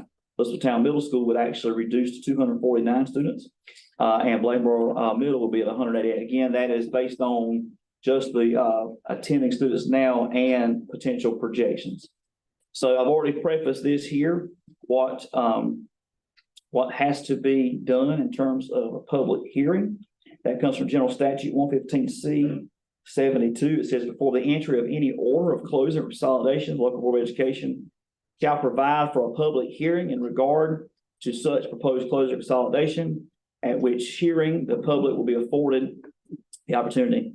So what was kind of proposed is that we could potentially have, it says will be, it just says should be. Again, this is draft. Potentially the board could do a public hearing a week before our regular meeting for this purpose, to get comment, to kind of see what folks are thinking. Or it can be pushed out. There's no set time, but that's just in here for planning purposes. You have some final plan recommendations. That is, if this plan was done as written, that's the reason why these are here. And it says the recommendation of superintendent, that's just because of this particular plan. Again, we have another option. We've got other things we can look at as well. So what would happen for this to be accomplished would be to close East Arcadia and consolidate with Clarkton if you went that route on this. It would be, obviously, if you do any, just like we've had to do with Plainview property, just like the board had to do with the Booker T property, had to declare that surplus. There will be newly defined attendance areas. And obviously, we gave you a copy of some of those maps, and that shows you if that was to be an option, how those, you see the difference now where they currently are, and you can look at what the Clarkton map would potentially encompass if that was to be the case. And again, all these things are kind of contingent, or they could be taken totally separate, depending on what the board, and we're not taking any action tonight. We're just kind of, putting some things out there. And again, there's some other things I want to get now with some new information to you all, because I think you need to be well informed about every potential option or thought that could be directed into this. The other part of that would be if contingent upon any changes in space being available, or being able to get any additional modular space while the project is being looked at. If you're able to do any kind of shifts in population, you could go ahead, contingent upon that being available and final review of the space, you could go ahead for 24-25 possibly, and shift the fifth grade back to the primary. But again, a lot of moving parts on that would depend on, if you could do that. And that would also, part of that would do a reconfiguration of the two Bladensboro and Elizabethtown Middle School, depending. Next part of that, again, it says recommendation to attend. Again, that's just based on if this was the plan, or one of the options you all would consider, would be we would need to continue still because of large numbers. We had a ban placed on transfers to Bladensboro, Elizabethtown, because again, depending on where we are, we would not want to do any. The only way that would change, and this is by law, if a student physically moves in that attendance zone, we have to allow them to go to that building. That's statute if they are there, and we've been doing that. So if I lived in Elizabethtown, and I purchased a house or rented a house in the Bladensboro community, and I'm parent A, and I've got a sixth grade student, by moving in that attendance zone, I attend Bladensboro Middle School. And even though I'm transferring, that's my attendance, that's where I live, that's where I reside. So we've still allowed that. It's just that, last year we talked about that because space was a concern. It kind of continues to be. Ms. Breakboy and Ms. Norris can tell you, they've got folks, we have some folks meeting in hallways sometimes with small groups of kids just because the space is not there. It would take a change in the configuration at some point to make that happen. But there again, we were able to get fifth grade back at East Arcadia this year. They had not had fifth grade whenever that move was originally made. That was done. Now, a challenge for them is, they've had teacher A has had to teach a third grade ELA, fourth grade ELA, fifth grade ELA to make that kind of schedule work for them. That teacher has three different grade levels. So they're teaching multiple grades at that point. So that's something else to kind of think about too in terms of assignments. One thing that's important, even if this was to be something that the board looked into as being an option for them, no staff member loses a job at all, period. So that's that's what hurts at a lot of times, is for, folks worry if there's going to be a potential change in a school, if someone will lose a job. And that, unfortunately, that does happen in some districts where that would be. But in this plan, or even if we did an inter-district agreement, I'm thinking now, we've got places for every person. Nobody would lose a job. You think about bus routing. Some things we have now that's happening is that we have maybe a single home or area where 2 or 3 buses are going in that same area just because of the configuration. So that's, something you got to think about too, is, the efficiency of bus routing that may be there. So again, all those things are things to think about. We've been able through, some of this thing with Bladenboro and Littleton, that has really helped us. Obviously, same thing with Tar Heel. You don't want to overbear the new building at that point, because what we still have, and there's really no real way to fix this. Historically, Tar Heel Middle has always had students from Bladen Lakes and Dublin. That's their attendance area. And there's really no way you can trim them out, because by default, they have attended Tar Heel, depending on if they have one of those conditions, they've attended Tar Heel for their middle school. So one thing to kind of think through in this would be if one possibility is to continue that, but with this condition, that if you live in the Dublin or Bladen Lakes attendance zone and you're in grades K-5, you're not eligible to attend Tar Heel, even though, we know that as Tar Heel's zone, unless you have a sibling in that home that is a student at Tar Heel. I think that would be fair for a parent, because if I'm a parent and I had a first grade, I don't want my son to be in first grade yet. He'll be a year old in May. But if my son is in first grade and we say I live behind Dublin First Baptist Church. I'm in that where their volleyball field. I built a house, and that's where I'm at. And I have my first grade son that would be going to Dublin, because obviously I'm right there in middle of town. Well, he would be going to Tar Heel from there if he was in historically 6th grade. But say, for instance, my daughter, I wish I could take her back to 6th grade. She's in 10th grade, going on 18, and she's not 18, but she was going 16, but time is flying. But if I think about her, and if I was in that same situation, it would be hard on me as a parent to have one of my babies living in the same home at Dublin, and I got the other one 7-8 miles up the road so we would want to, and again, because we cannot really divide that attendance zone, we would want to get you all, at least, if we don't do anything else, at least this would be something we look at, is to think about how do we define that. So I think the fair way is if we have a sibling that lives in that home, we would allow or your approval allow them to attend Tar Heel. That makes it easier on the family. I mean, and we're not split across schools. But otherwise, there's not a sibling in the home now, because that's important to be in the home. That's where that bus stop is. That if that condition is not met, they have to attend Bladen Lakes or Dublin based on their residence. And I think that is the fair way to do it. Because you're helping the family who has that sibling that's there, but you're also not penalizing Dublin or Bladen Lakes just because there's a brand new school that's there. That makes sense. There's really, we can't change Tar Heel's attendance area much, because that's historically what they've been. So those kids are going to go there anyway. So that's, one thing to think about.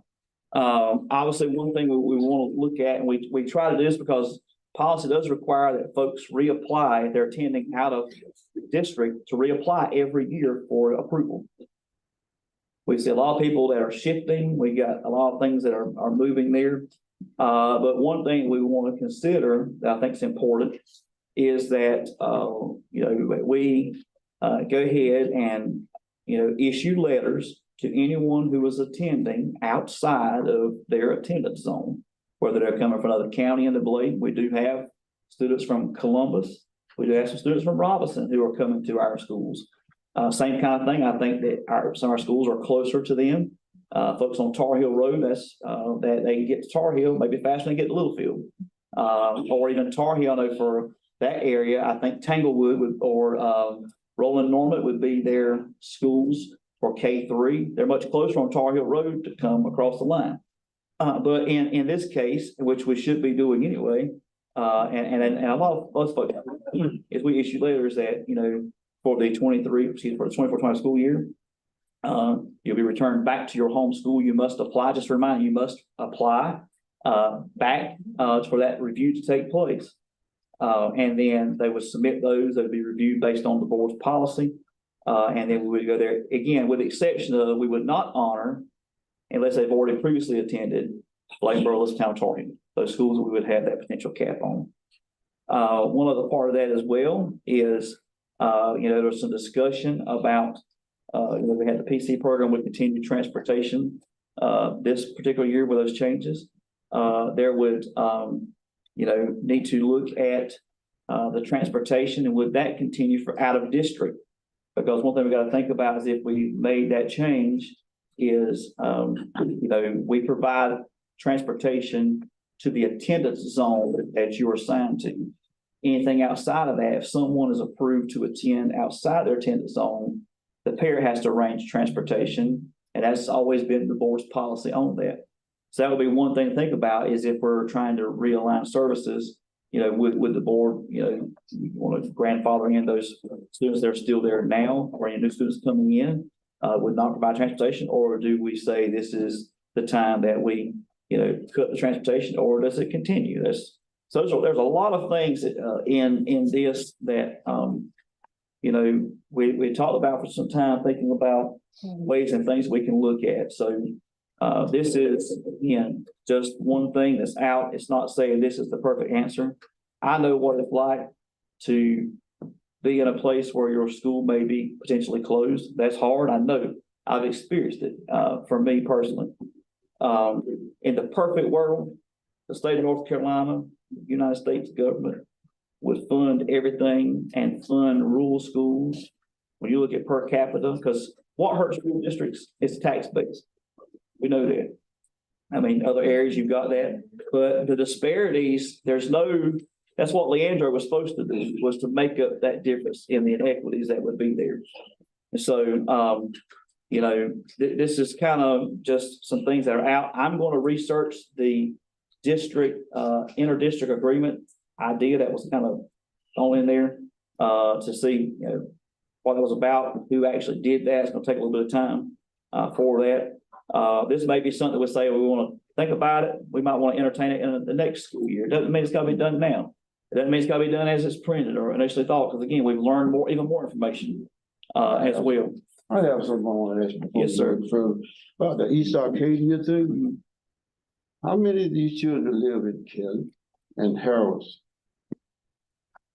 I would have to get that divided, Mr. Roder, because that was something about potentially some of those could even, if you did that, you had to look at would Bladen Lakes be a closer option if you did that. Yeah. That's not, because I mean, you want them to get, the idea is if you have to do a closure. I know it's not a good thing. It's just a hard thing to get faced with. Kelly, if a child lives in Kelly and we're not going to take them to Clarkville. Right. We would look at, that would be something with dividing that, because all those folks on that side of the river see, really Bladen Lakes is the only school we have on the other side of the river. Yeah, and another thing is that how many children from Kelly and Harrods go to Columbus County Schools? Right, correct. I think maybe most of our children are coming from Kelly and Harrods over there, because I'm thinking most of the East Arcadia children are probably gonna go to I know the last time I looked, we had something like 110 kids going to Columbus County schools. But they were middle schoolers and high schools. But I just don't see a small child doing all this right. Right, and that's something I thought about too. I don't see that. That was one thing, and I meant to add this there too. That was one thing we kind of thought about too, is those students that would be on the Kelly side, that part would not be the best option for them because of the travel. You have to look at potentially could that be an option? And you know, even with that, we got to think about too, even if we did some kind of interdistrict agreement, is there something for, if that was the option, what do we do for those students on that side? Again, do they go to, or is it, do we have to look at Sampson or Penn? I mean, there's the interdistrict agreement may go beyond one system if that was an option. So I don't know if a lot of people know, but when you coming down 210, you're talking about 40 miles. it is. Bladen County is huge. I mean, that's maybe we should try to get our kids back to the East Arcadia school. Well, ideally, that's what we would want. Because that helps us out in a lot of ways. It helps out the not only the families, obviously, but the system out. You know, it's just been a historical decline, and I don't really, haven't been able to really put our finger on what that is that's done that. I know at one time, Ms. Simpson, I think, was principal when middle school was at East Arcadia. And I think it was, and Ms. Simpson, if I can ask you, I think your last year at East Arcadia was the last year middle school was there, wasn't it? I thought so. So the 17-18 school year was the last year that we had middle school students, and that change was made. I think at that time, thinking about, we were looking at sports, there was some challenges because they didn't have enough students to make teams and that kind of thing. That was one thing that was shared. I don't have all the ins and outs of that, but I think there's more things, but ideally we want our schools full, because I tell them, I think we're the best choice. We would have every one of them full. And I would be happy if we could get everybody back. I mean, that would, and in a perfect world, that's what I would want every one of our buildings to thrive, and we have sufficient enrollment, and that we would not have some of the things that we have to face. It's almost like that, not just even with this and even thinking at large, but Bladen County has had to make some tough decisions over the years, because, you know, and Mr. I think we were talking about this, another thing at one point, you know, about Bladen's population, that there's a decline. And I mean, what's Bladen like in the next 10 years? And that's not to say that there wouldn't be something else down the road that may have to change, you know, and you know, districts are doing unique things. I mean, one thing that's tough, and some counties have done this, they consolidated to one high school. That's tough. You know, it's hard now for East and West when we're looking at 500 to 700 kids, and the issues that a small high school is having to look at. So there's so many different things that are kind of stacked against rural districts. It's just hard to overcome. And you know, no system, this is my opinion, this is not fact, no system should have to be faced with things like this.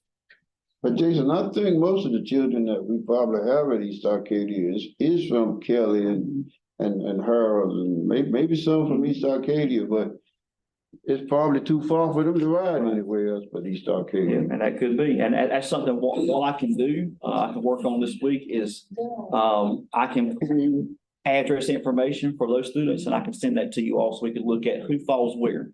Again, it's just kind of getting something out here to kind of talk about. We got a lot of things to think through, and again, this might be something, any part of it, none of it could happen now. It might be down the road a year, maybe change. It might, but I think we need to at least talk about what our options are. We know we've already had, what was it, Ms. Harrison, about 2-3 years ago, one of the pushbacks from the county was you need to reduce your facilities. We've caught that from them, but local funding is controlled there. So, you know, for the also communities that are impacted, not just for public education, you've got other services. Everybody in those areas pays taxes like anybody else does in the county. And whenever you look at the county as a whole, ideally, we want to think about equitable services. That's a given. And I'm not saying nobody's at fault, but we've been hit before about reduction. In fact, I think when the vote was taken on Tar Heel, we had folks that opposed that construction. If I'm not bad mistake, I don't have the actual vote, I'll probably go back and get it. But the case was, well, one, they were talking about the location while we're building a school there. And again, not pinpointing, he said, she said, I couldn't go back and tell you who said what, but I heard the conversation. But then, the comment kept being made, you've got to reduce your footprint. So, but we as a body, you all as honorable board members, we have no taxing authority. We can't go get money. We can write grants and beg and plead, but we have no authority to do any kind of tax increase or any kind of we do a resolution to ask for support. But we don't have a way to get money. We have to take what's given to us and be as the best steward that we can of it. But there's a responsibility, obviously, at the local level because statutorily, the local government has to support the school. That's in statute. To what degree, it's not specified necessarily what a particular number has to be. But I do know that, that's just one of those challenges that we have to look at. And it's not just something Bladen's having to look at. Other folks have done it. But, in my mind, I'm like, we've got counties, these large counties, Wake and others, they're building 3, 4, 5 schools a year. Just brand new construction, setting up a school in an area. I mean, The population is growing. it is, it got a growing population. But for us, you think back to, even though and all of our buildings are marked poor, we have that. We have some that are fair, good, whatever. But even then, you go in and we'll talk about this even more in the budget. Some of our schools that have been high schools before have been neglected over the years, not having preventative maintenance and things like that. That we've got some of our buildings shouldn't be looking the way they look right now. It's no fault of the current staff because we're working with it now. But anything, if you don't take care of something for years to come, just like the same thing, and I'm not equating the school system to the church, but as a church body, the church takes care of their church facilities. That's because you recognize as being the house of the Lord. That's what we do. Same thing with a public school. That's part of the people. And, we want to do what we can. We should have that same kind of commitment toward our schools, just like we would for our religious organizations, but for whatever reason, we still have concerns, the older building, but even an old building that is taken care of, it's had its proper maintenance, buildings can last if you do. Now I know codes change and, sometimes you have to do some retrofits and things, but it's no fault of anybody sitting in this room now. In fact, I wouldn't even want to put the blame on anybody. It's just years and years. You've got to get things, and again, it's not just a Bladen County problem. Historically, our county has been underfunded for many, many years. That's why we have learned to do so much more with less that we could probably write a book about how to do it. But it's not fair. Every family and child in Bladen County, we deserve to have the best of the best like any other district has. But, we're the ones having to be faced with these types of conversations and thoughts and thinking about things. That's the difficulty of it. But I agree. What I'll do, Mr. Roden, I'll get that to you in a couple of days. We will get addresses and kind of look at who falls where right now on that side. That was something I wanted to get in here. Obviously, I wanted to get a draft in your hands, at least because I did promise that. I didn't want to hold that up. But I also want to research the inter-district option as a thing. I think we all need every piece of information. And again, this might be something that might not happen now.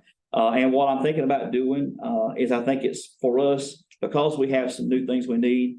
I had suggested public hearing. I think we don't need to have that in May. I think we need to get some more information. Maybe in May, talk about it some more. And if we decide, then let's go and have a public hearing to get some feedback.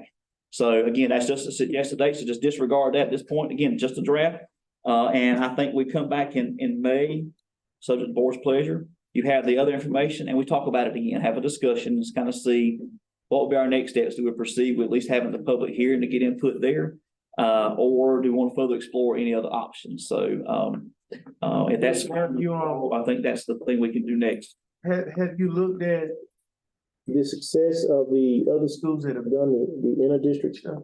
It's random, Mr. Davis. I hadn't had time to look into it. It's kind of got on my radar, so I need to find out who has done that. I know it's just initial, I think the boards have to work out the transportation side, who takes the ADM. I think in that situation, I think that's gonna open up a lot of problems. Yeah. Not only is it transportation, but, you know, so much stuff, because we're gonna have to meet with, you know, match what we have to, in other words, divide it. Right. We got to pay so much, they got to pay so much. Right, and Penn too. Then you gotta work those kids going on to the other districts, what kind of issues you're gonna have, because what kids are actually going. Right. Are those services gonna be there that they need? It's just so many variables in there that. There's a lot to that. It's a lot. Yeah, and that's one thing I thought. Bus drivers, I mean. And so you had to find out, you know, again, there's a lot of moving parts, so, but I'd be curious to find out who actually did that. I don't recall. Because another thing, we can't tell that district what to provide as far as the curriculum and all that stuff. Yeah. So are our kids gonna benefit from that or not? Well, so that'd be, all that kind of stuff would have to be it would take in both board attorneys to be, Then you got sports as well. yeah, all that stuff would have to be spelled out. That's So, on the list, but. yeah, so I mean, it may not be feasible, but I think at least need to get the information of kind of how that would work. Okay, that's a good idea. A part of that. So, again, all potential options that could be there. That's all. Thank you. Thank you for that report. Extensive report, Dr. Atkins. So, This time we'll move to number 9, action items, 9.01, approval of 24-25 proposed current expense budget. Ms. Harrison? Good evening, Mr. Chair and board members. As you all know, it's that time of year we've got to present our local current expense budget to the county commissioners. We have to have it to them by the 1st of May. So, we've brought to you tonight, you should have in board docs, the local summary for the local budget, and then you should have a proposed, local budget. And I did it in summary because this could be 75 pages for you. So, it goes into so much detail. The current expense budget summary, I'll go through that with you because this is exactly what we're looking at from the budget that we're dealing with this year and what we're going to need to, continue on and the things we've looked at adding for the 24-25 school year. Okay. The very first thing is we're going to ask for $30,000 for recruitment bonuses. We are doing recruitment bonuses now through ESSER funding. ESSER funding will go away as of September 30th. So we will not be able to do recruitment bonuses next year. And what we're asking for is if they will give us $30,000 for recruitment bonuses, then we have a pot of money that we can do $30,000 for recruitment bonuses, which would give us $60,000 for the year to do recruitment bonuses. The next line is assistant principal pay. According to what we get from the state for assistant principal pay, we get 1 month of employment for 98.53 ADM. So that boils down to right at 4 positions of an assistant principal. Well, we have to have assistant principals in the school, you know that. It's a necessity. So what we're looking at is asking them if we furnish or we pay for 6 assistant principals, if they will pay for 6 assistant principals so we can have 12 assistant principals in our schools. And one thing, Ms. Harris, if I can interject, that is one of those lines where some of those folks were paid from that got reduced by the state. We lost $175,000 in that budget line. Right, so that's where we were paying for them outside of the positions, those 4 positions that they're getting.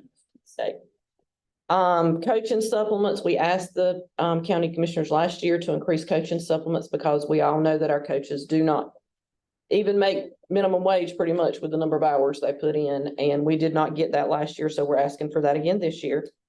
Last year, we asked for teacher assistant pay to put teacher assistants in the classrooms because, you know, we don't get teacher assistants like we should. So what we're asking this year is maybe if we start small, with the 254,000, there is 5 teacher assistants, which would put 1 teacher assistant per every second grade team in the elementary schools, because they do not get teacher assistants there. The next line item is teacher assistant to teacher. This is a program that we have discussed and talked about. Invest in Bladen's Best, and that's where we're looking at coming up with some teacher assistants in our district that work in our district that will become teachers, and allowing them with a scholarship program to provide help for, like a scholarship that would provide help to help them get through college. Dr. Atkinson has been talking with UNC Pembroke about this, and there's other colleges that do the same thing. But if they would give us $10,000, then we would match it with federal funds at $10,000, which would give us $20,000 so we can grow our own. And what Jason, I have some, yes, sir. most of our teacher assistants are at retirement age, aren't they? We got a few, Mr. Wade. But I'll tell you, we have, you know, there's been some that's expressed interest. And one thing that I think is, you know, this is really, it's a, you know, we have the tuition reimbursement program that's kind of the Title II now, but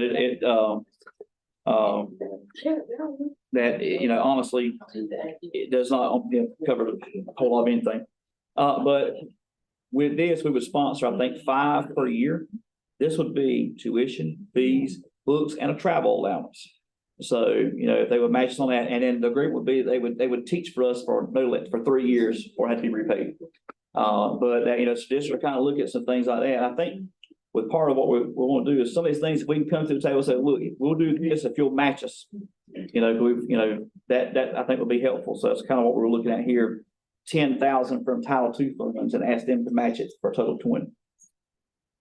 Okay. The next line item, the 181,000, is salary and benefits. We're looking at, from the biennial budget, a 3% increase unless that changes from the state. You know, we don't have a state budget as of now, so we're going by that budget, and then they can change when they go into short session. Retirement's looking, the employer side is looking at 24.4%. Hospitalization is increasing the employer portion 7% this year, which is a huge increase. In my 29 years working in the school system, I have not ever seen the hospitalization increase that much in 1 year. That is tremendous. So, and that boils down to about $538 a person that we are going to have to pay for those employees. So that's an increase of $538, which is where that $181,000 comes from. The last item is operation costs, and this is just an increase in utilities, legal services, property insurance, workers' comp. Both of those property insurance and workers' comp have increased this year. So that's a total of $1.471,653.10 that we're going to go to the county commissioners and ask for an increase. They gave us $8,032,619 this year. When we ask for the 1.4, it'll be $9,504,272 that we will be asking for this year. And have any questions, I'll be glad to answer those. If not, we just need an approval of this budget so that we can present it to the county commissioners for approval at their May meeting. Okay. Entertain a motion. Chair, I move that we approve this. Ms. Harrison, question, Let's get moving a motion in a second so we can discuss it. okay. Second. Okay, it's been moved and properly seconded that we approved the 24-25 proposed current expense budget. Is there any discussion? Discussion. And I know this is something that the state's working on. Is there any way that we can look at getting these pre-K teachers some money? Because all the other teachers got something, pre-K didn't get anything. We need to work on that. The state does not recognize pre-K. They only fund kindergarten through 12th grade. Pre-K received money and bonuses in years past when the other teachers didn't receive anything. But I'm saying that it's something that we can do internally for them. Well, we do. They do get the retention or the retaining bonus that we get. The other bonus that they did not get is the one that comes from the state. Right, So, exactly. anything that Blaine County Schools does that we let do, we Thank give you. to everybody. So if we have control of it, we make sure everybody gets it. That's right. And because I don't think it's fair on my end, or our end as a system, and my end as superintendent to recommend something that we can't do for everybody. We either do it for all or none. And we always do That's that. right. Right, but it's sad, well, and that's, and we tried, and I think they were getting some of those folks reached out to Raleigh and were getting some mixed messages and in writing from the documentation that came from Raleigh, that they could not get that. Now, you know, I believe all teachers and all staff are important, but that's tough to do. And they, see, the thing is they set that regulation, then it makes it look bad on us, but we didn't do it. Right. That's why I'm thankful that you all have supported us. Anything that we do, we try to do for all. And, you know, like, for example, 2 years ago, we worked on the supplement. Our non-certified staff didn't get a dime in supplement for years. And, you know, one thing we were able to work through, we started out at 2%, got them up to 4%, and that went to everybody.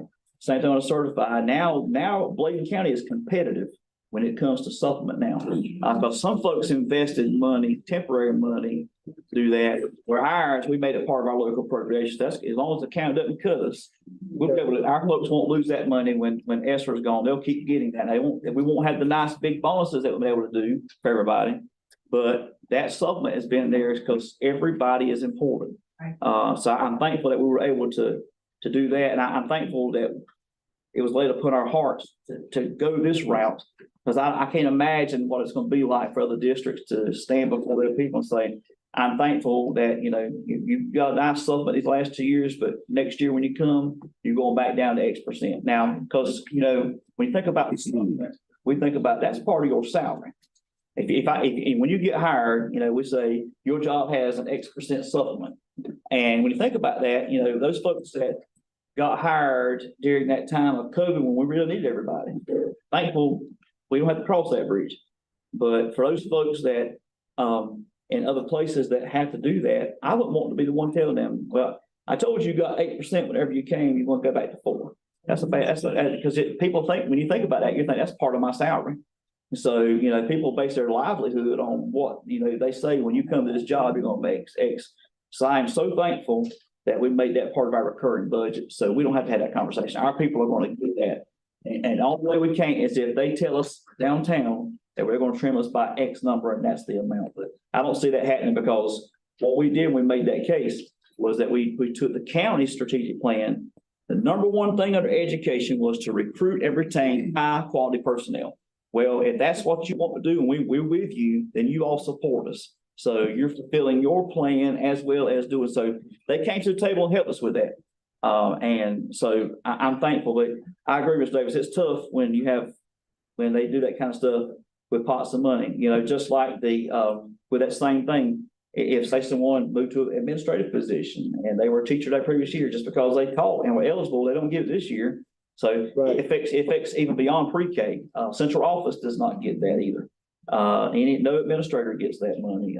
Custodians don't get that money. So bus drivers didn't get that money. So, you know, there was a lot of groups that didn't get that money, but we ensure that when we have control or we try to take care of it. I agree. It puts it hard. It makes it look bad on districts when we can't do anything. We don't have a pot of money we can make a difference in that with. Motion.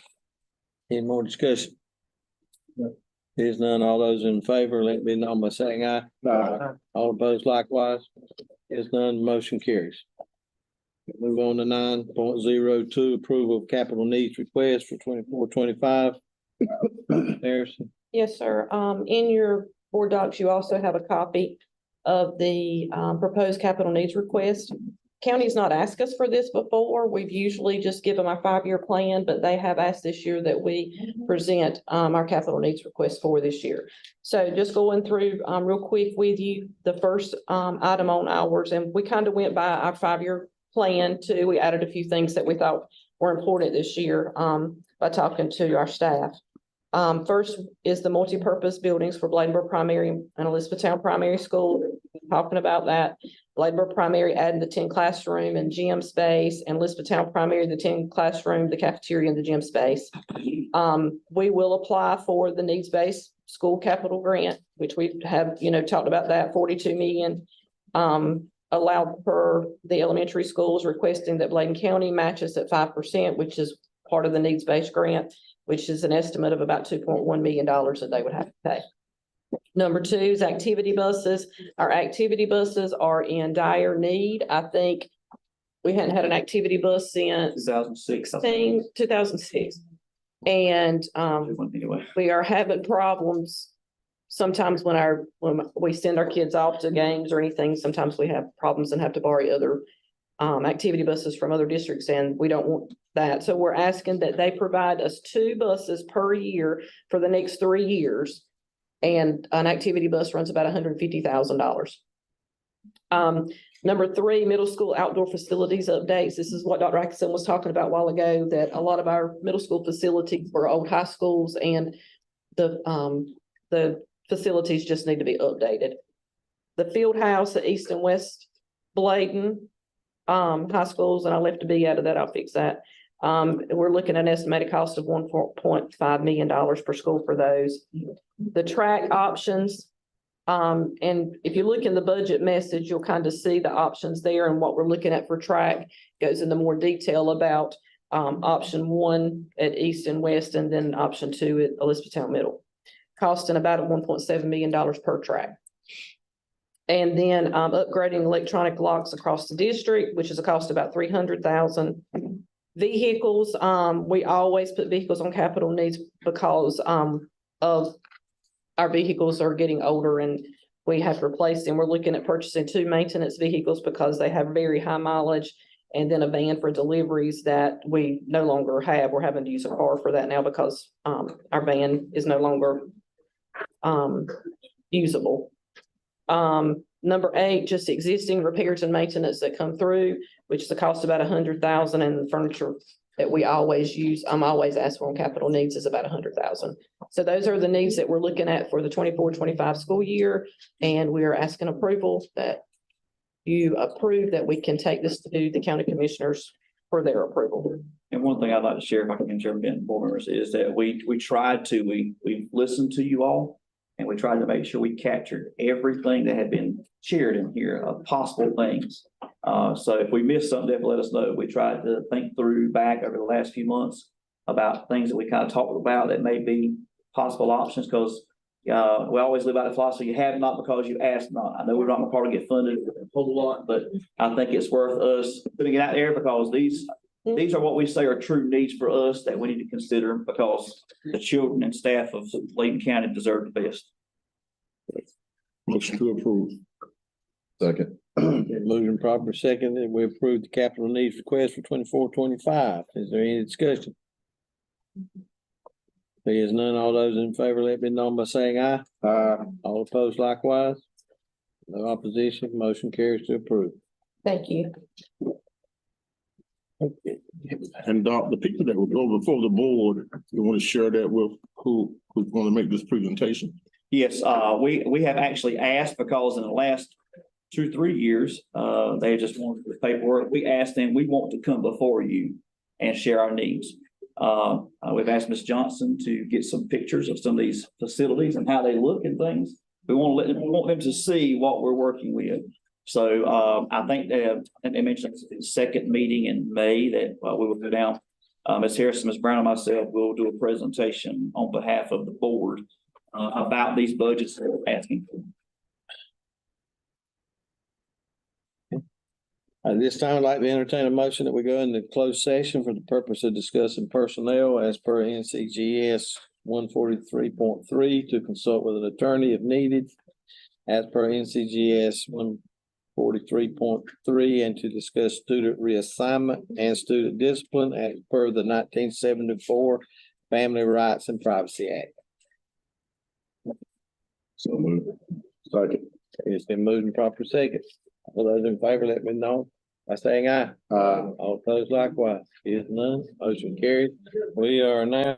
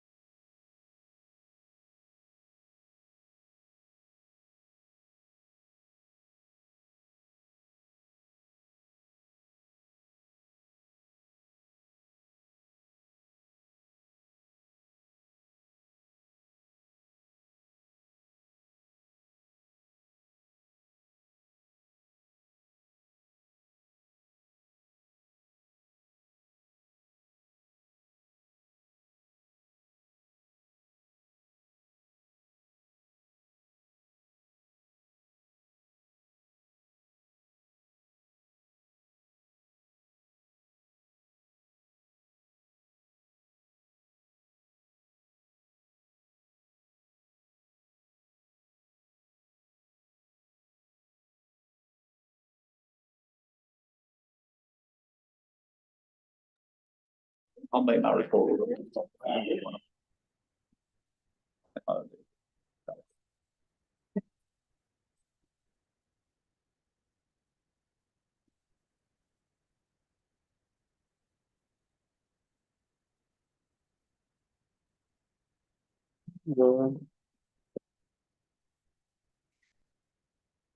I'd like to entertain a motion, we come out of executive session. So move. I make a motion to adjourn. It's coming pretty quick. Pretty quick, we got to get out of executive session first. I'll make it quick. Second. Okay, it's been moved proper second, we come out of executive session, all those in favor, let it be known by saying aye. All opposed likewise, there is none, motion carries to come out of executive session, so we are now back in open session. Chairman, board recommend you approve of personnel action list, Mr. President. Okay, motion to approve, closed session action item. Motion to approve. Second. Moving proper second, is there any discussion? Is none, all those in favor, let it be known by saying aye. All opposed likewise. Is none, motion you approve the closed session action item carries. Okay. Number 12, matters of interest to the board. Y'all can make that We're gonna win the game. adjournment as quick as y'all want to make it. That's right, you. If there are none, the board chairs report, and I'll make mine real short. I'll send it to the superintendent. And I'm gonna make mine short because I can send you some of these things. I'm gonna share with you all, report on the state board meeting, the House Committee on Education Reform. There's some discussion about the policy on board PD. Mr. Grady and I will work on that, and we'll bring that as information to you all next month and for approval in June. I'll send you some information on, I sent you the dates. I don't think anything's changed on that, but I will resend that to you. And that's all I have for you all tonight. I'll make it quick. Mr. Rhoda, we can have that motion now. I move. Second. Been moving proper second, we adjourn. All those in favor, let it be known by saying aye. Opposed likewise. Is none, motion carries. We are now adjourned.